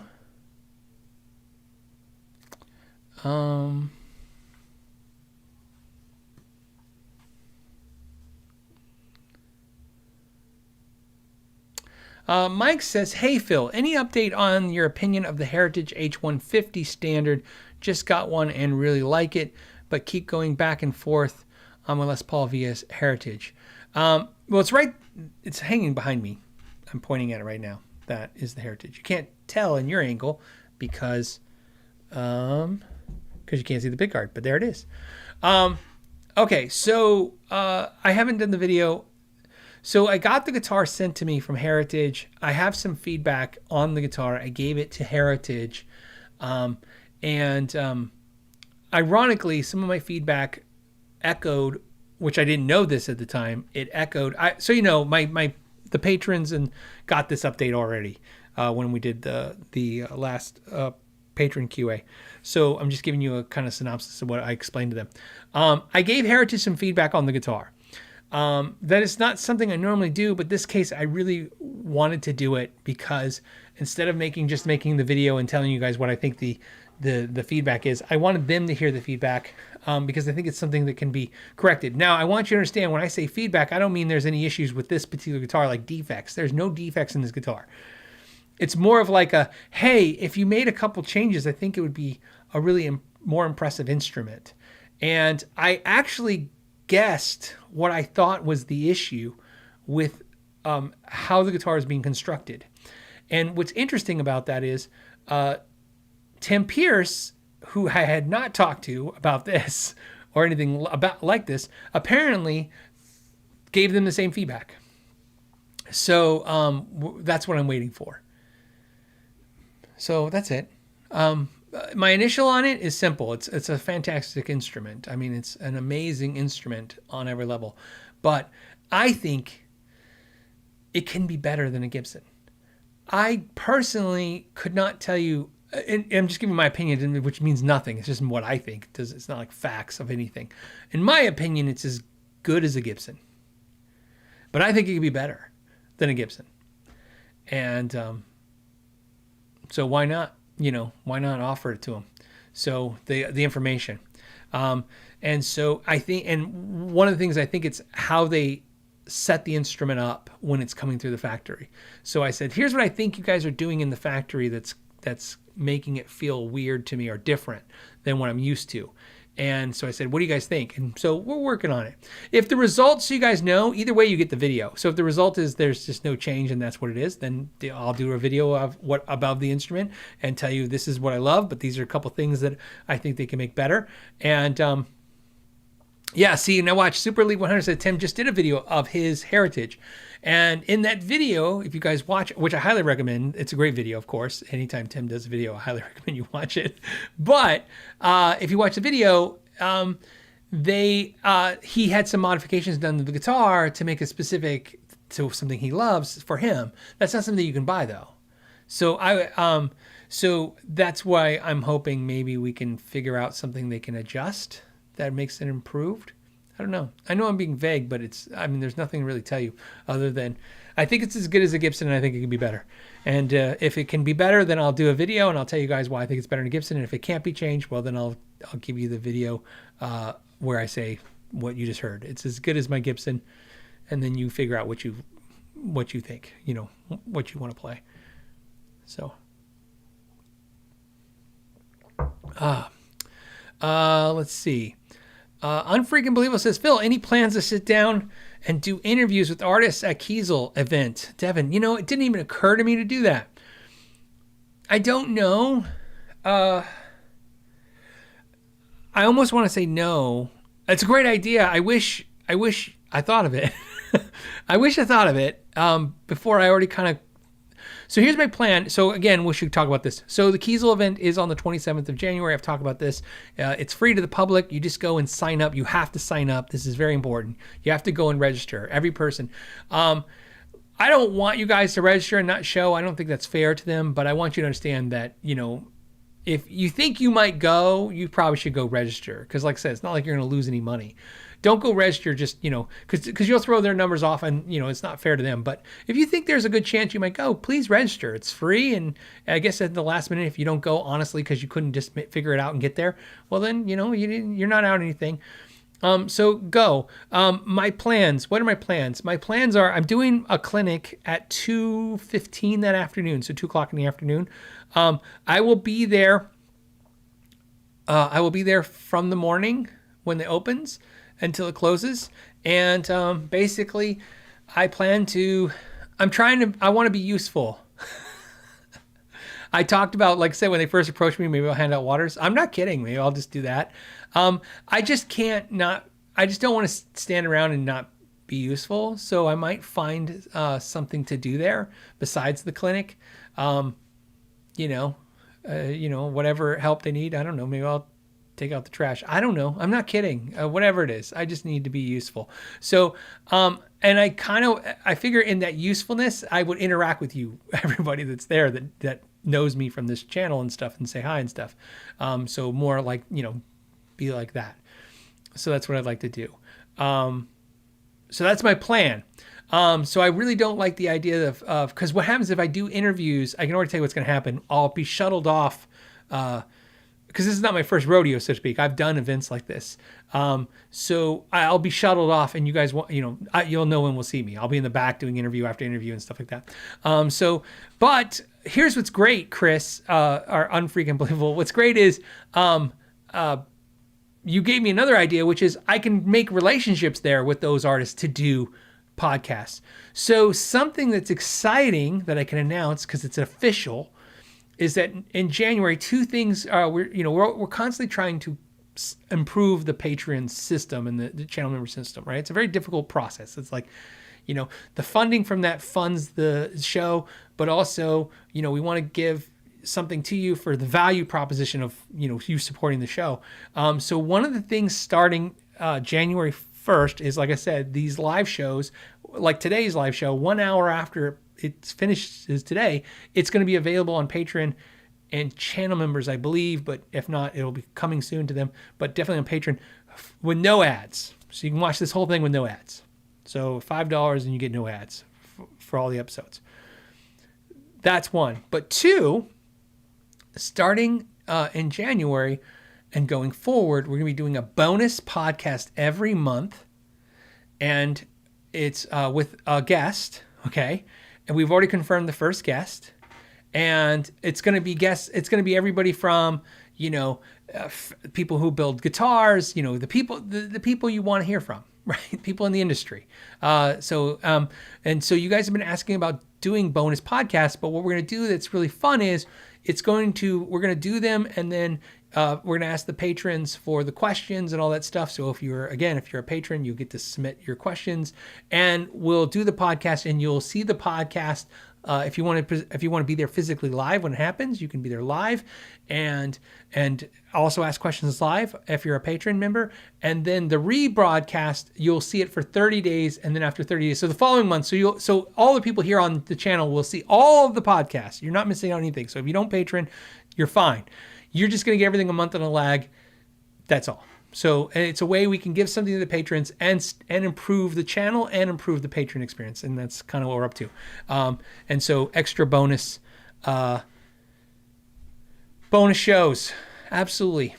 So I'm very excited. And I've already been reaching out, and I got already my first request. They came back and said absolutely, which is great. And we're going to be talking about cool stuff. All right.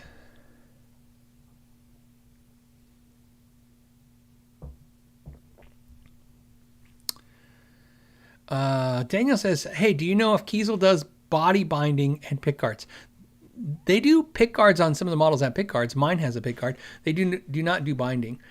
Essentially, like Paul Reed Smith guitars for the most part. Paul Reed Smith does some binding now, but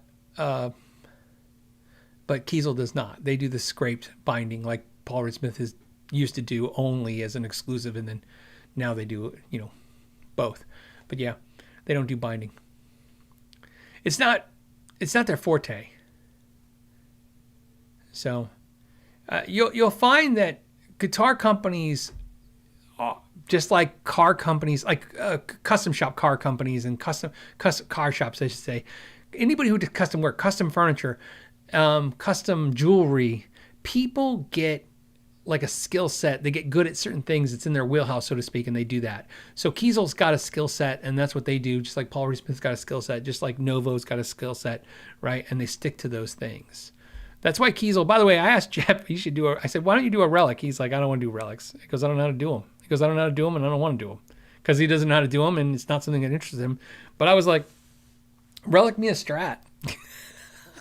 And he's like, no. I'm like, oh, no, keep working on him. He's like, I don't do nitro, and it doesn't look good if it's nitro. And I go, well, isn't that the challenge? Why don't you figure out how to do it, not doing nitro, like with your raw finish? And he's like, do you really like, this is what he said. He goes, do you really like relic guitars? And I go, I told him, I go, I don't actually care. I don't care if a guitar is relic or not. I said, what I've learned is that when you have a relic guitar and you ding it, you don't care. And it's a very liberating feeling. I don't know if it's necessarily a thing I like, the way it looks. And I definitely don't buy into the whole, it sounds different. But there is something very like, oh, I dinged it. Well, it already has a ding. It already had 20 dings. Who cares? Okay, so let's see.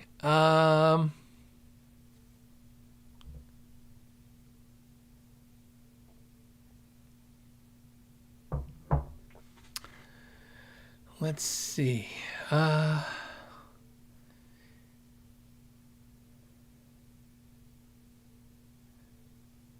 Etino says, does sound like you're trying to improve your wallet rather than improve the channel, but I could be wrong.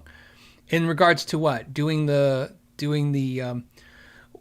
Etino's maybe, see, this is what's great. I read this because one, feedback's always great. So I like the feedback, but also clarity is always nice.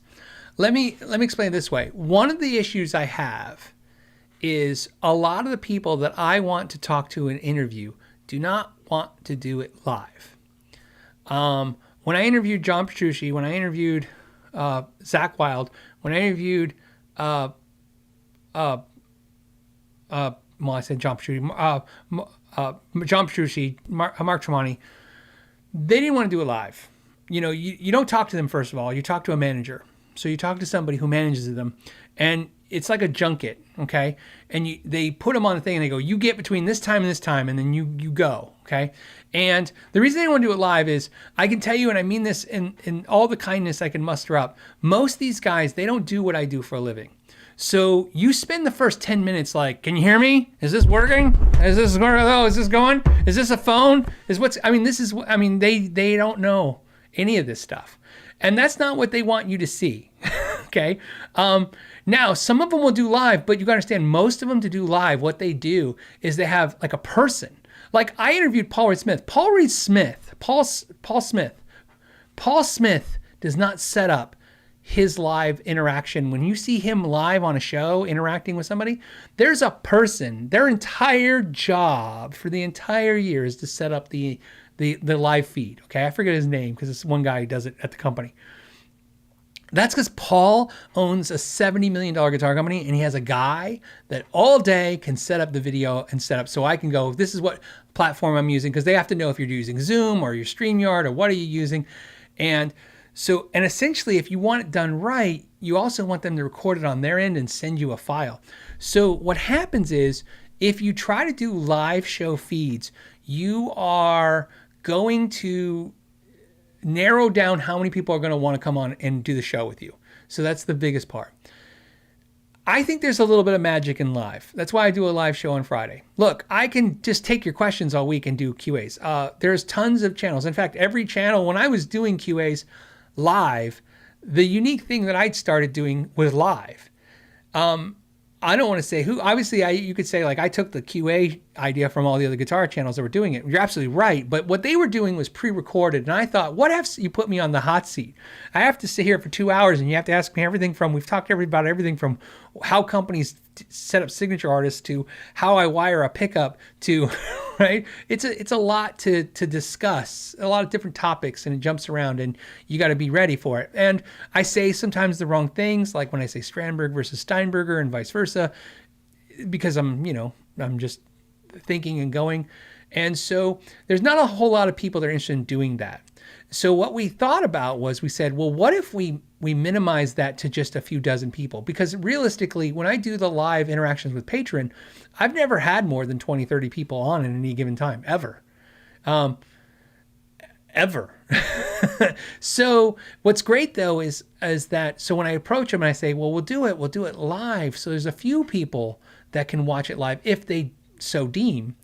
And also, what will be given to you guys is the edited version. So if the person that I'm interviewing, who, by the way, is a successful amp builder or a successful guitar builder, or a industry god titan of pedals, they don't have to worry about the fact that all you guys see is that they can't figure out how to get their StreamYard connections to work for the first 3 minutes. We'll edit all that out and we'll clean everything up, and that's what you'll get fed to, right? So that's why we're doing it this way. And we thought it wins both ways, because now it's a perk for the people that support the channel financially, because that's nice. It's a nice thing, like I said.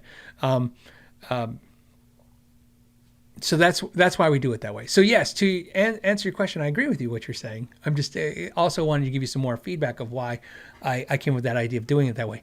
And keep in mind, even doing it this way, I will be shocked, because I plan to do 12, one a month for the year 2024, but I will be shocked if all 12 people agree to do any kind of live, even if it's only for 20 people or 30 people. I would imagine even some of them are going to be off the air, because like I said, there's other things too. Some people, they just, it's part of their interview. They're like, hey, I want something taken out because I didn't think, it's not what you guys think. It's never like they said something inappropriate. It's always like, I wasn't supposed to talk about that product. When I did my Mark Tremonti video, obviously he can do whatever he wants because he's Mark Tremonti, but you can imagine, like, when I did the video with him, he talked the entire time about his amp that didn't come out for 2 years later. So a lot of times companies are like, can we not post all these parts about the thing that we don't even have yet? So I hope that's more clarification. Pretty interesting. So, and again, it's always trying to figure out a good way to do that stuff. So there you go. That's some insights. And yes, and hopefully it will drive revenue to the channel, because ultimately that's a very important thing to do, is fund all this stuff.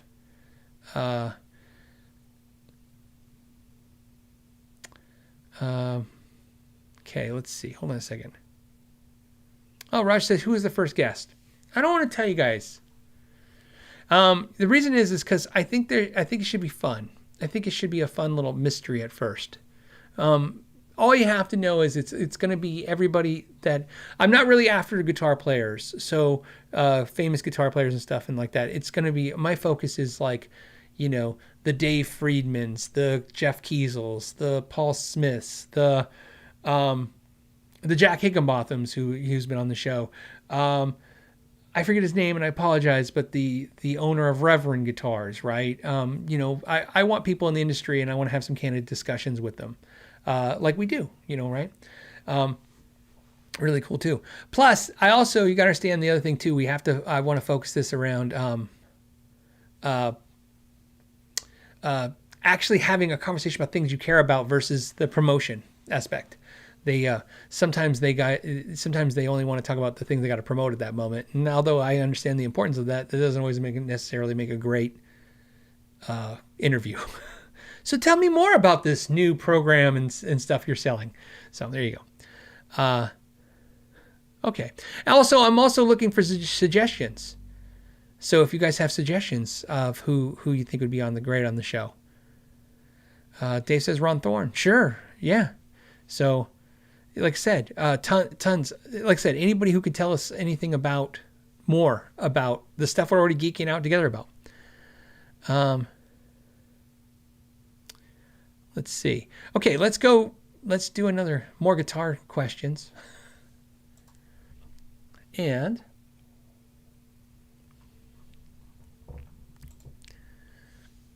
we have,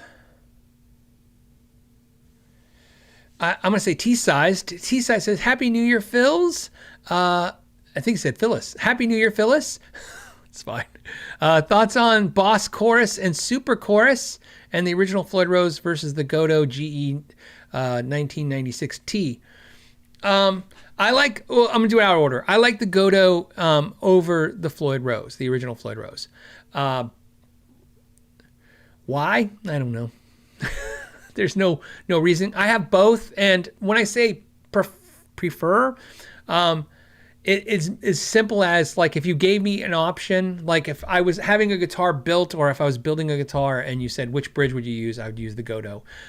But if you said this guitar comes with original Floyd Rose, I'd be like, that's fine. I have both and I like both.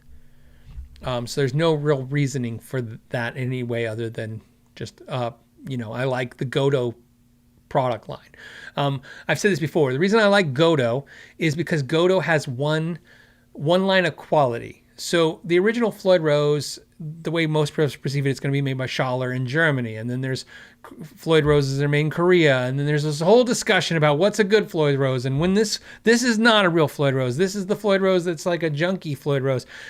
That stuff sucks to talk about. So I like it when I like it when a company makes, like, we make this product. This is how we make it.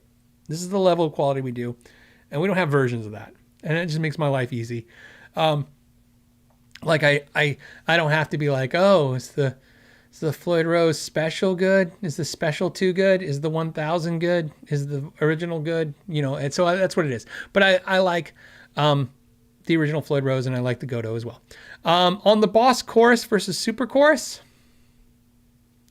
I don't have specific thoughts on either one being like that I prefer one or the other. I guess I'd prefer the Super Chorus. I'm trying to remember which one I end up liking the most. It's the problem for me is I don't use chorus very often. So chorus is one of those things for some reason. I want to love chorus, but it's a generational thing. It's like all the 80s ballad 80s ballads had so much chorus in it. After a while, I was like, okay, chorus is a very 80s sound. Even though when I think of chorus, I still think of like all kinds of stuff, newer stuff, older stuff. I just don't use a whole lot of chorus in the sound. My favorite chorus sound, though, if that helps, is when Zakk Wylde uses chorus with distortion to get that thick kind of sound. I love that. But I'd say out of the 2 pedals, I like the Super Chorus more. Craig says, Happy New Year. After all the sales this time of year, is it better to wait a while or list secondhand gear? Okay. So that's a great question. Sure, of course. You're in Australia, so remember, I don't know the Australian market at all. So, but I'll speak to my market, and hopefully your market's like. The sales this year were aggressive, so I ended up buying another guitar last week. Same thing. I actually sent a store an email saying, "Hey, there was a guitar," and I'm in shock, by the way. I'm not going to tell you the guitar because I'm actually going to do a video of it. It wasn't a guitar I meant to do a video of. It's a personal guitar. I have a guitar I'm getting rid of, and I'm getting a new guitar, and that's kind of the way things work. So what's funny was I reached out and I said, "Hey, are you going to be having any January sales or anything? I'm just thinking about getting this guitar." And like I told you guys, that's how I talk. I always add the feeler, like, "Hey, I'm interested. I'm an interested buyer. Do you have any incentives to buy?" And they said, "Yeah, we can make you a deal right now." And I go, "Okay." And they said, "Where do you live?" And I said, "Arizona, 85212 is my zip code." And they go, "Okay." And they came back and it was like, we'll do 15% off and no sales tax. And I'm like, holy crap, you just said the magic. I got to buy it right now. Because that's essentially almost 25% off if you think about it, right? And so I bought it. There was no question like, okay, I'll think about it in January. I'm like, done, I'm sold. So yes, to answer your question, the deals are out there, and that's the deals you're seeing. But keep in mind, there are deals to be had if you ask. You should always be asking for a deal. Like I did was perfect. Obviously the store was not offended in any way, and the price they gave me was their price. I didn't even tell them what I wanted to pay. In fact, I was hoping to get 10% off. I was like, well, 10% off should get me tax out the door. So the price listed on the website, if I could get that delivered for that price, I think I'm going to have to buy this guitar. And so when they basically said, this is the price, which was 15% off, and I'm thinking, oh, okay, 15% off plus the tax. And they're like, no sales tax. This is the price. So essentially, like I said, 25% off. I was like, whoa, okay, cool. So obviously they wanted to move that guitar. Like I said, I had a store for 13 years. I know what that feels like. They have a guitar and it's end of year and they want it gone. So the deals are out there and they're aggressive. So if you're looking for deals, there it is. Do those deals, the part of your question is, do those deals affect the used gear if you're going to list used gear? They absolutely do. This is not the time to sell your secondhand gear if you don't have to. I suggest that if you want to get good money for your secondhand gear, you definitely want to be in the long game. You want to list it for the price that you think is reasonable. And keep in mind, you're not going to get premium pricing. That's not the market you're in right now. And you're going to have to wait if you're not going to give somebody a deal, because somebody is going to give them a deal right now. There's a lot of guitars that want to look. The holiday market was very simple. A lot of guitars were sold, a lot of amps, a lot of pedals that sold, but at big discounts and incentives. So yeah, Michael says my local store is 20% off new, 15% off used until the end of December. And then in January, those sales will probably continue. Like I said, everybody's trying to right size their inventory is the correct term, right? It's like when they tell you like, we're just right sizing people. We're not laying people off, but it's a positive way of saying they got to get rid of all their crap. They got to right size their inventory. And that is a lot of manufacturers and a lot of stores. This is not the inventory level that you guys want to have. And so they're going to do that. My guess is, regardless of what the market or the economy does, until that inventory is right-sized, there is going to be deals for everyone. Okay.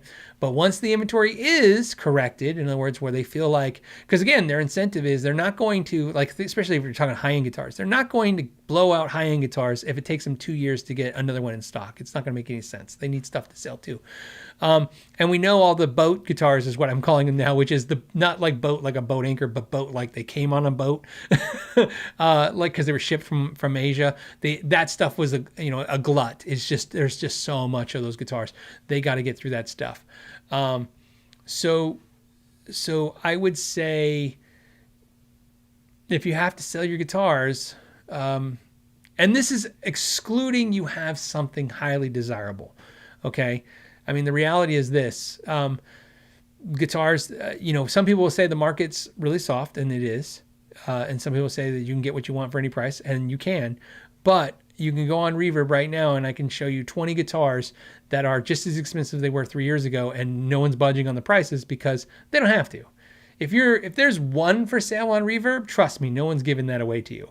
But if there's 500 of them, which is essentially how you can really gauge the market now.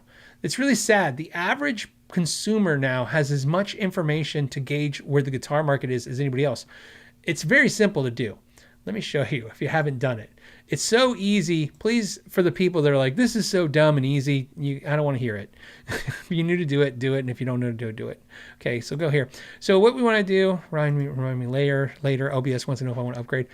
Go to Reverb and let's type in a guitar. Let's see a guitar that's cool. I should have thought of guitar first. Let's, you know what we should do? Here's a good one. Let's do, I was looking at EVH Wolfgangs, okay? So let's type in EVH Wolfgang.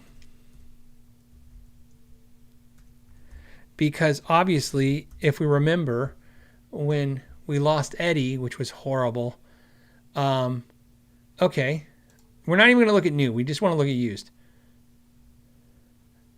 409 results for used guitars. Now, we already know some of these are going to be a lie. Some of these are going to be new guitars listed as used because the retailer wants to get rid of them. Some of them are used. I would say a lot of these file pictures are used mint. Let's take a look at this. This is just, anytime I see a file photo picture. So who's, oh yeah, it's Pro Audio Star. This is new. Sorry, Pro Audio Star in Brooklyn. Pro Audio Star, if you don't know, is a very good retailer to buy from if you really want deals. Pro Audio Star is, there's a ton of them that are always just blowing out guitars because they just buy a lot of inventory. So they're listing this as used as mint. Let's go back and let's look at the description. Show more. Manufacturer warranty does not apply. Oh, so see, they're flat out saying that. But see, why would they say that if it was used, right? My guess is, and I've already told you, that's not how this works. I'm telling you for a fact that if this guitar was sold to them as a new product, let me just explain this to you guys.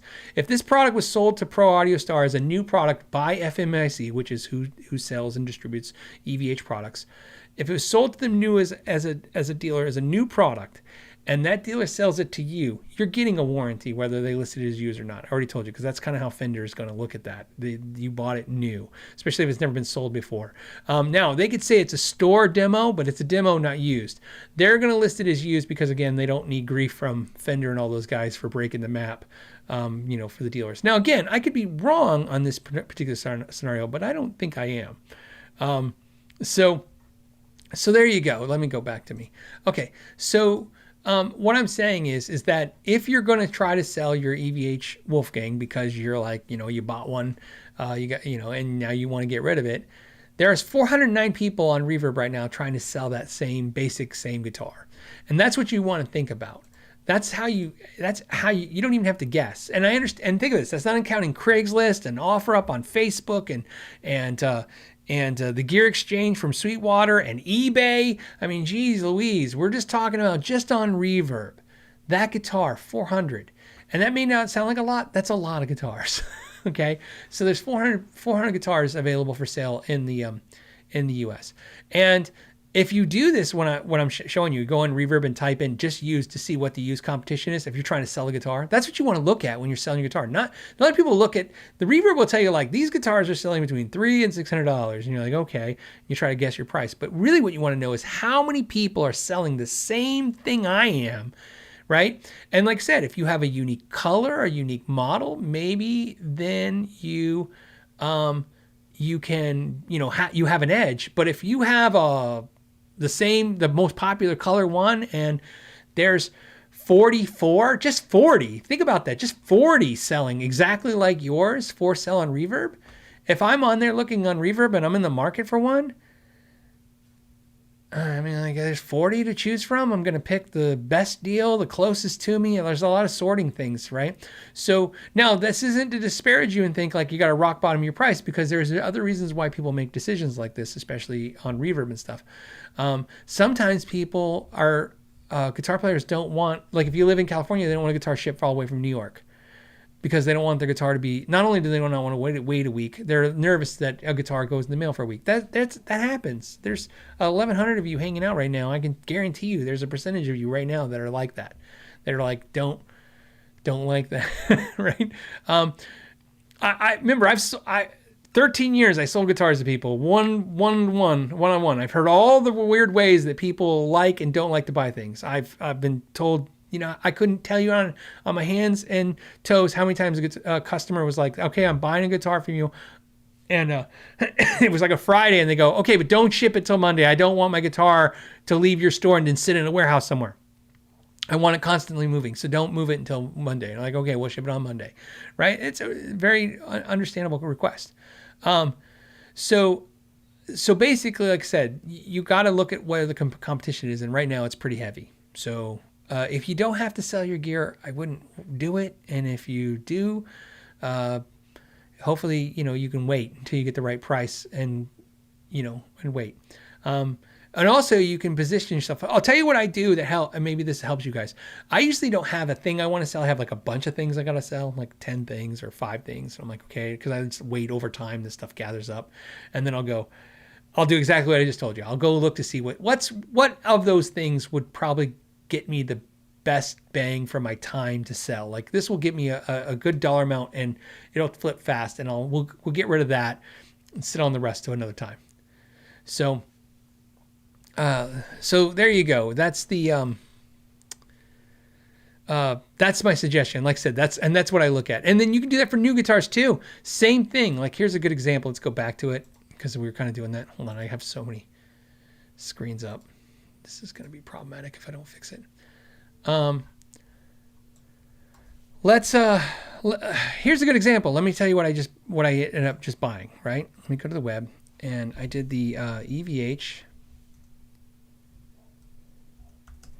LBX, and it's kind of funny. This is actually cool because I have a little funny story. -S, not -2, -S. Okay, so this is the product. There's 59 of them. I don't want a used one. At least I didn't want one. Oh, I don't know why I just did that. I only want brand new.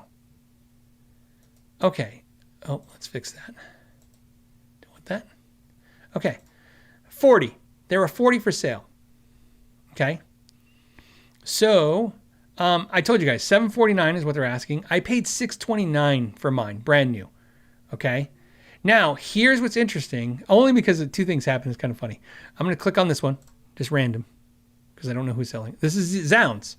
So Zounds is selling this. Okay. And like I told you, when I went to buy this, I clicked on it and I go, there's 40 for sale. So 40 retailers want to sell this right now. I don't know how many they sell in a day or in a week, but I don't think they sell 40 of these a day. I don't think they sell 40 of these a week. So what I did was I picked a bunch and I clicked on them. Let me go back to it. And here's one, clicked on it. And this one was Ken Station Music. So this isn't one I picked, but you can click here and you go hit watch. What I ended up doing was I ended up picking, for some reason, like this one. Who is this? Tweet Hut Music? See, I didn't get any of these. All I got was all these generic. Oh, Reverb Bump. So that's probably Motor City Guitars. And so I picked like a bunch, and a lot of them were, for me, were like Sweetwater. They were on there. There's True Tone Music. There was Musician's Friend. Like if I click that one, it's Musician's Friend. That's Music Store Live. Music Store Live, by the way, Music Store Live and what's the other company are the same, basically same company. The Guitar Factory. They're not the same as Music Store Live. But anyways, what I did was I go, there's 40 for sale. So I'm not just going to buy one. That doesn't make any sense. So I clicked watch on a bunch, and this is what's funny. The Music Zoo and Musician's Friend, Sam Ash, and somebody else. Guitar Center. Guitar Center, Musician's Friend, Music Zoo, and Sam Ash all sent me offers. Funny enough, Musician's Friend and Guitar Center, same company, sent me the lowest offer, which was $629 or something like that. And Music Zoo, which is more of a mom and pop size store, sent me $679 versus $749. I sent Music Zoo, even though I don't really consider them a small mom and pop, they're still, not a corporate type business. I sent them an email saying, can you match $629? They said no. So I sent $629 to Sweetwater, to my rep, and said, can you match $629? He goes, we'll do $626. I don't know why he did $626, but that's what he did. And that's, by the way, on the side note, when I said Music Store Live is the same as, thank you, the Bone Box says Pitbull. Pitbull Audio and Music Store Live are now the same company. So they're run independently, like Musician Friend Guitar Center, but they're the same company. So anyways, that's how I got Sweetwater. Somebody put in the comments when I told that story, by the way, somebody's like, oh, so you basically you just screwed over the mom and pops and bought from a corporate? And I'm like, well, actually, no, I was trying to give the money to a mom and pop, but the mom and pop wouldn't honor the pricing. And I don't want to misguide anyone over my years of telling you how I think you should support mom and pops. Let me explain something on the mom and pop thing that I probably didn't make clear, so I want to make it clear to you now. I will support a mom and pop before a larger company anytime I can, as long as it's the same. I'm not going to spend more money at the mom and pop unless that mom and pop's helping my personal economy, which is my neighborhood or city. So yes, would I go to my local store that pays for my kids' schools and my roads and and my police? Will I support them and give them what I've given a local mom and pop, the $6.79 over $6.29? Yeah, I make that decision all the time. I do it all the time. I'll go, yeah. So I take it so seriously that my wife and I go to mom and pop restaurants over chain restaurants, because chain restaurants funnel my money out of my more of that money out of the neighborhood economy than a mom and pop. Doesn't mean I'm boycotting or have any opinions, but I prefer my economy, because supporting a small business is not only supporting a small business, it's supporting my neighborhood, my economy, my city. But a mom and pop in New York or Nebraska, I could give a rat's ass about supporting them, paying them more money than a corporation, because at this point I like the idea of helping a mom and pop. That's why I try to give them the business, but the benefit is only the swelling of my heart knowing I did good to help a smaller business is nice, but I'm not going to give up my money to do that. So if that upsets anyone, I'm sorry, but that's what I think. So once I couldn't give my money to a mom and pop or get a mom and pop to match the best price I could find, then I'm just going to get my best price. Like I said, unless, of course, there's an incentive, which is some of that money can funnel back to my community, which is what I care about. Everybody's going to have different opinions about that, but I just want to be clear, because I do support, like I said, I love supporting mom and pops over bigger companies, and that's why I always talk about it on the show.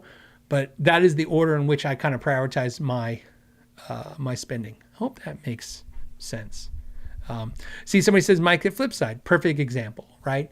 Flipside Music, if you can support Flipside Music, great, especially if you live in Colorado, even better. So,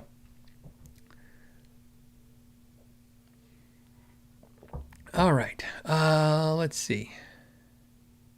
Yeah, Brian says you made an attempt. Exactly. I was upfront. I said, this is who's offering me, and I just wanted to, I didn't say beat it. I just said match it.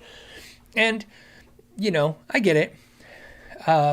It's tough. I get it. Like I said, I did it for 13 years. I know what sucks and what's good about it. Some of it sucks and some of it's good. Okay, let's wrap up questions. Otherwise, we're never going to get to the end of the year. Okay, Slushball45. I think this is another. Oh, wow. Thank you.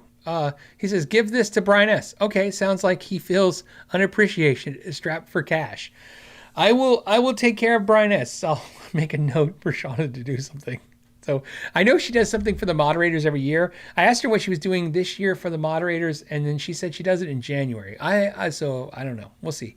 I've been trying to figure out what the moderators, what she's going to do for them. So NYC Geology says Wampler Triumph or EQ'd special cranker for an AC15 with a McCarty.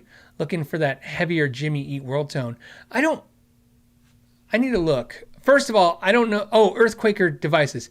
So I have never played any Earthquaker devices pedal except for one. And when I was part of, remember when Sweetwater did that, Rob Scallon did the largest pedal board in the world record books. I think it's still the biggest pedal board ever made in the world record books. They asked me to help promote the world record. So obviously there was like 50 boards, so 50 channels did it because they sent them to 50 channels. Or maybe they gave some away, and then anyways, they sent me a board. And on that pedal board was one Earthquaker device pedal. That was the only pedal I tried, and I don't remember what it was because it was a couple years ago. So I've never played any Earthquaker devices pedals besides that one. And so that, unfortunately, I don't have any feedback on that. However, let me do this on the Wampler Triumph Overdrive Reverb. Oh, I've never tried this pedal either. I didn't even know. What is it? What is it? It's a Triumph Overdrive pedal, $99. I've never tried it. So unfortunately, I don't know. I have a video coming very soon, very, very soon. It's my favorite pedals of all time. And in that video, you're probably going to sadly figure out why. Like I said, I'm not on those lists of channels that get all the pedals sent to them and stuff, so I don't do a whole lot of pedal reviews. And I don't actively buy a lot of pedals. I only buy a few here and there's. And most of my pedals I've had since before I had this channel or at the very beginning of the channel, and I've just stuck with them. There's just pedals I tried and true and I love. So you'll see what my favorite pedals are, but I don't know the answer. But hopefully some of the people in the chat will speak up. I see everything twice as Happy New Year. Just curious if you tried the Friedman IRX. I have not tried the Friedman IRX. I've heard really, really good things, so you know, from a couple different friends who tried it out and who thought it was really cool. But I haven't tried it.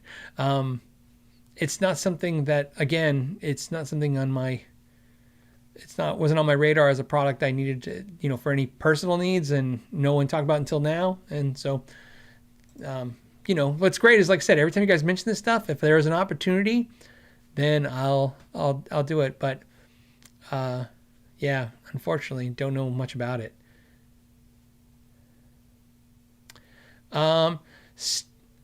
Stephen Russell wants to know, is the Tim Mills bare knuckle pickup on my list? It's not on my list. Is that your way of saying it needs to be on my list? Let's see. I want to see.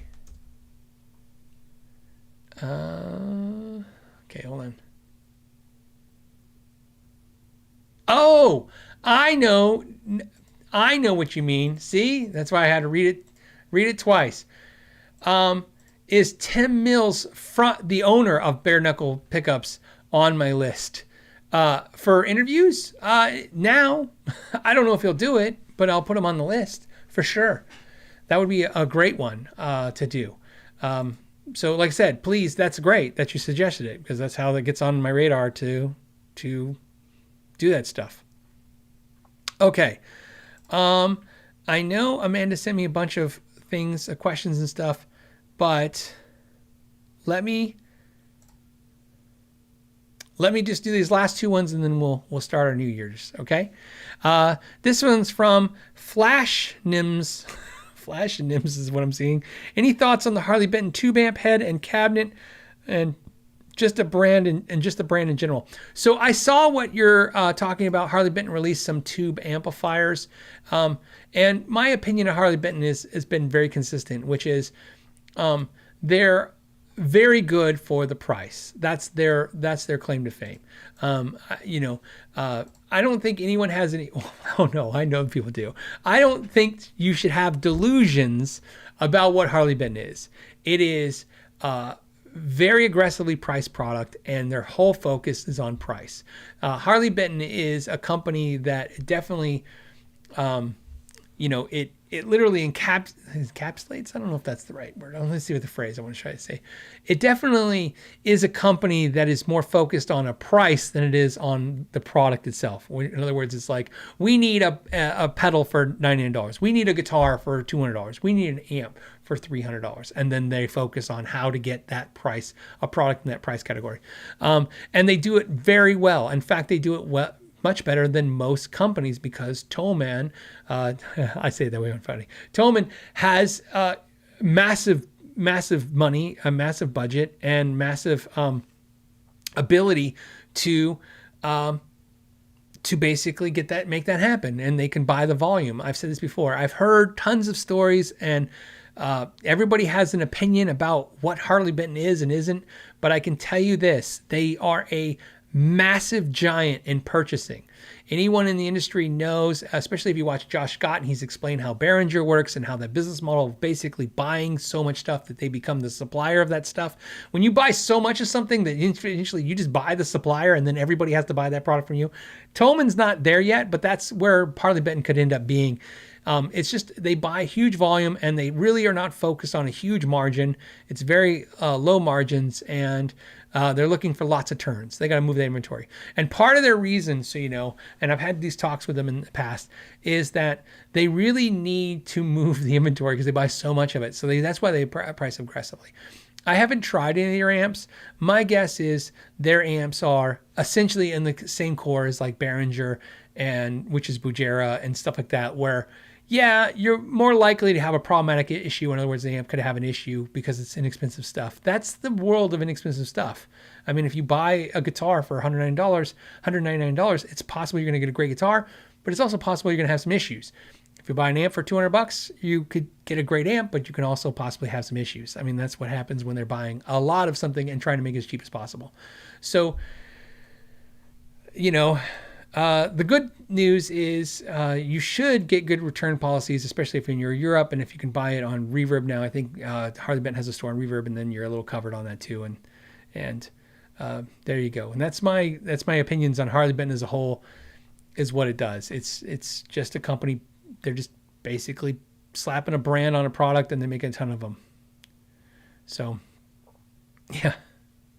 Okay. Guitar Man says, question whether Gibson forbids Long and McQuaid from discounting new guitars in Canada. Long and McQuaid claims so. So this is a thing that retailers have done for many years, and I have been very confused by it. But I will give you an answer that is not only truthful but super accurate. And I'm saying that because this is where everybody's gonna have an opinion about it, but I'm telling you this is how it works. So the way MAP works, I don't care if you're in Canada, I don't care if you're in Europe and the US. There's laws that are applied by those governments, but I'm talking about how the companies mandate things. If you have a law that says a certain thing, that law will supersede what these companies are doing and saying. Okay. So a company like Long & McQuaid, which is, for those in the US, that's like Guitar Center for Canada, okay? It's just a big chain of stores. Please don't take any negatives from that. I'm just trying to give you the scale of it. Gibson mandates a lot of things to the dealers. They'll say, look, if you want to carry Gibson, you have to carry so much of it. So there's a buy-in.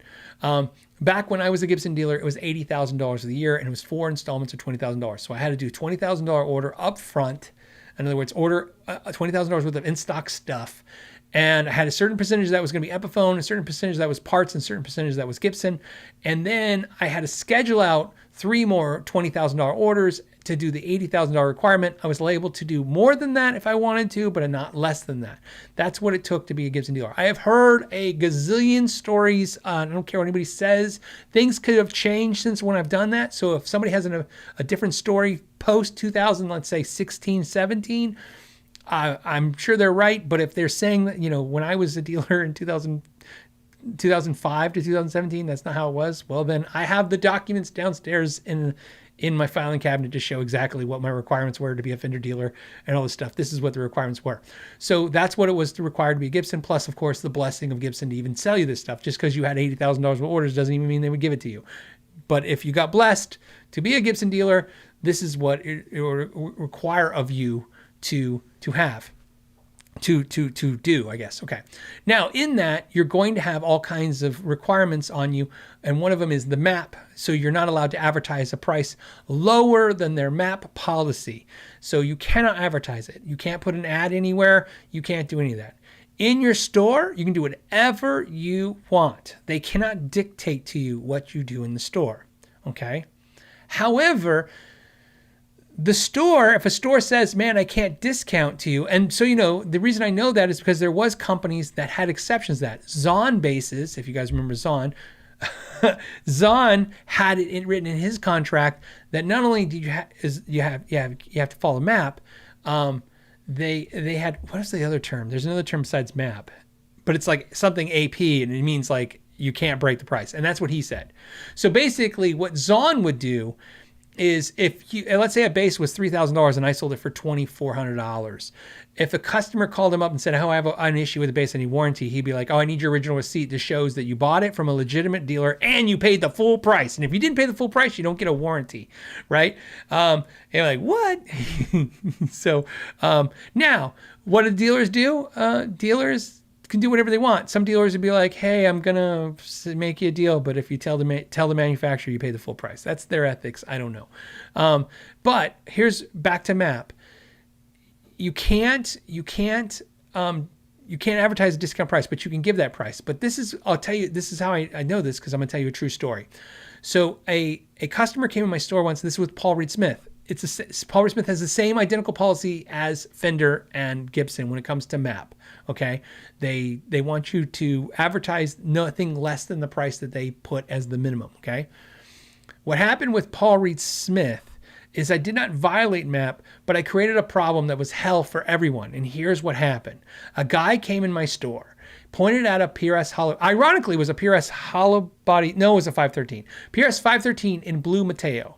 He says, "I want that guitar." This guy that's literally how it happened. He walks in my store. He doesn't even look at me. He goes, "I want that guitar." And I said, "Okay." And he goes, "What's the best deal you can do for me right now?" And I was like, I don't know. I don't even remember what I did. I probably did like 15% off, right? It's a $3,000 guitar. $3,000 guitar, I make $900. So I'm like, maybe I make $1,000. So I make $1,000 and I go, $500 off, right? Because I'm going to make $500. It's cash in hand. I'm going to make $500.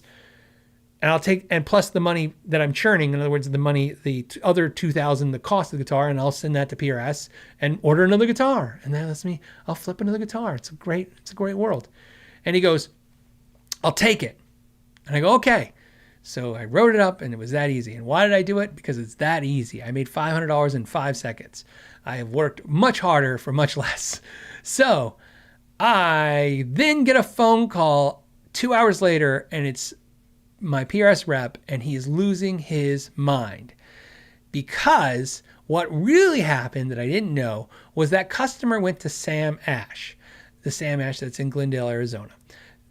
They went to Sam Ash, they looked at that guitar and they said, "What's your best price?" And Sam Ash said, exactly what you're saying. Long and McQuaid said, "Our best price is $3,000 and PRS will kill our children if we discount it." They didn't say that. I'm doing dramatic effect. They said that we cannot discount this guitar per the holy policies of Paul Reed Smith. This guy apparently gets in his car, gets on his phone and looks up PRS dealers, and he sees me.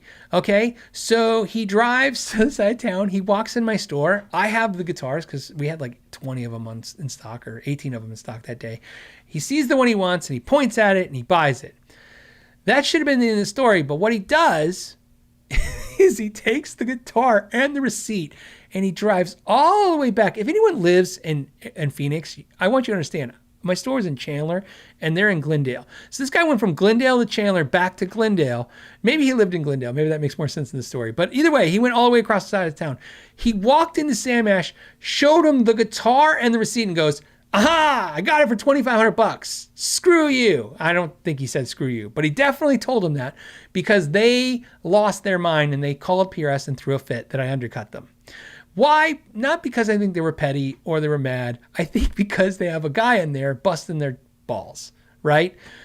So what happens to my rep is he's got Sam Ash, not the Sam Ash, but Sam Ash, the store, complaining to him that I'm selling this guitar dirt cheap and violating MAP.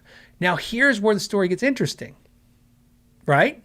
I go, "I didn't violate MAP. He was in my store." And he goes, "Yeah, but he took your receipt to the other store and it's written on paper." Now, don't get me wrong. PRS is not that crazy. They're not going to go, "That's an ad now." But he goes, "But you see the problem. The problem is that, like his argument was interesting. He said, what happens if that guy bought the guitar, took it to Sam Ash and said, 'Now price match this, because you said you'll meet anybody's advertised price, and I have a receipt showing it's advertised.'" We had a whole discussion about this. I'd like to, like I said, I don't want to, I'm doing dramatic effect because I like the story, but I don't want you to think anybody got in trouble. I didn't get in trouble. Sam Ash didn't cause any drama, and PRS didn't have any issues with me as a dealer or anything. It just happens, right? You got to understand, I have a relationship with my rep. He's just like, "God, Phil, what is he up to now?" So this is what happens. Am I saying that Long and McQuaid's like, they're not going to discount it because you might tell on them, run to another store screaming? I don't know. But what I'm saying is, no, as far as I know, there is no policy that prevents Long and McQuaid from giving you a discount. There's just a policy that stops you from advertising it. But they may decide as a company that it's not worth discounting because sometimes that happens, I guess, because that happened to me as a dealer. It happened. It's not like a scenario I dreamed up. It's just that this guy decided to tell another dealer that he got a better deal, right? So, but that answers your question and also gives you some insight on why they may be acting the way. It might be not so nefarious as they just want to give you a deal, don't want to give you a deal. So, there you go. So that helps. But like I said, as far as my understanding of MAP and the contracts that I have signed in the past from manufacturers and how MAPs work, MAP does not prevent you from making any personal deals with customers at all. So there you go. There you go. We'll end on that note. And plus, that was kind of a funny story because I forgot how crazy that situation was. I forgot that guy was weird.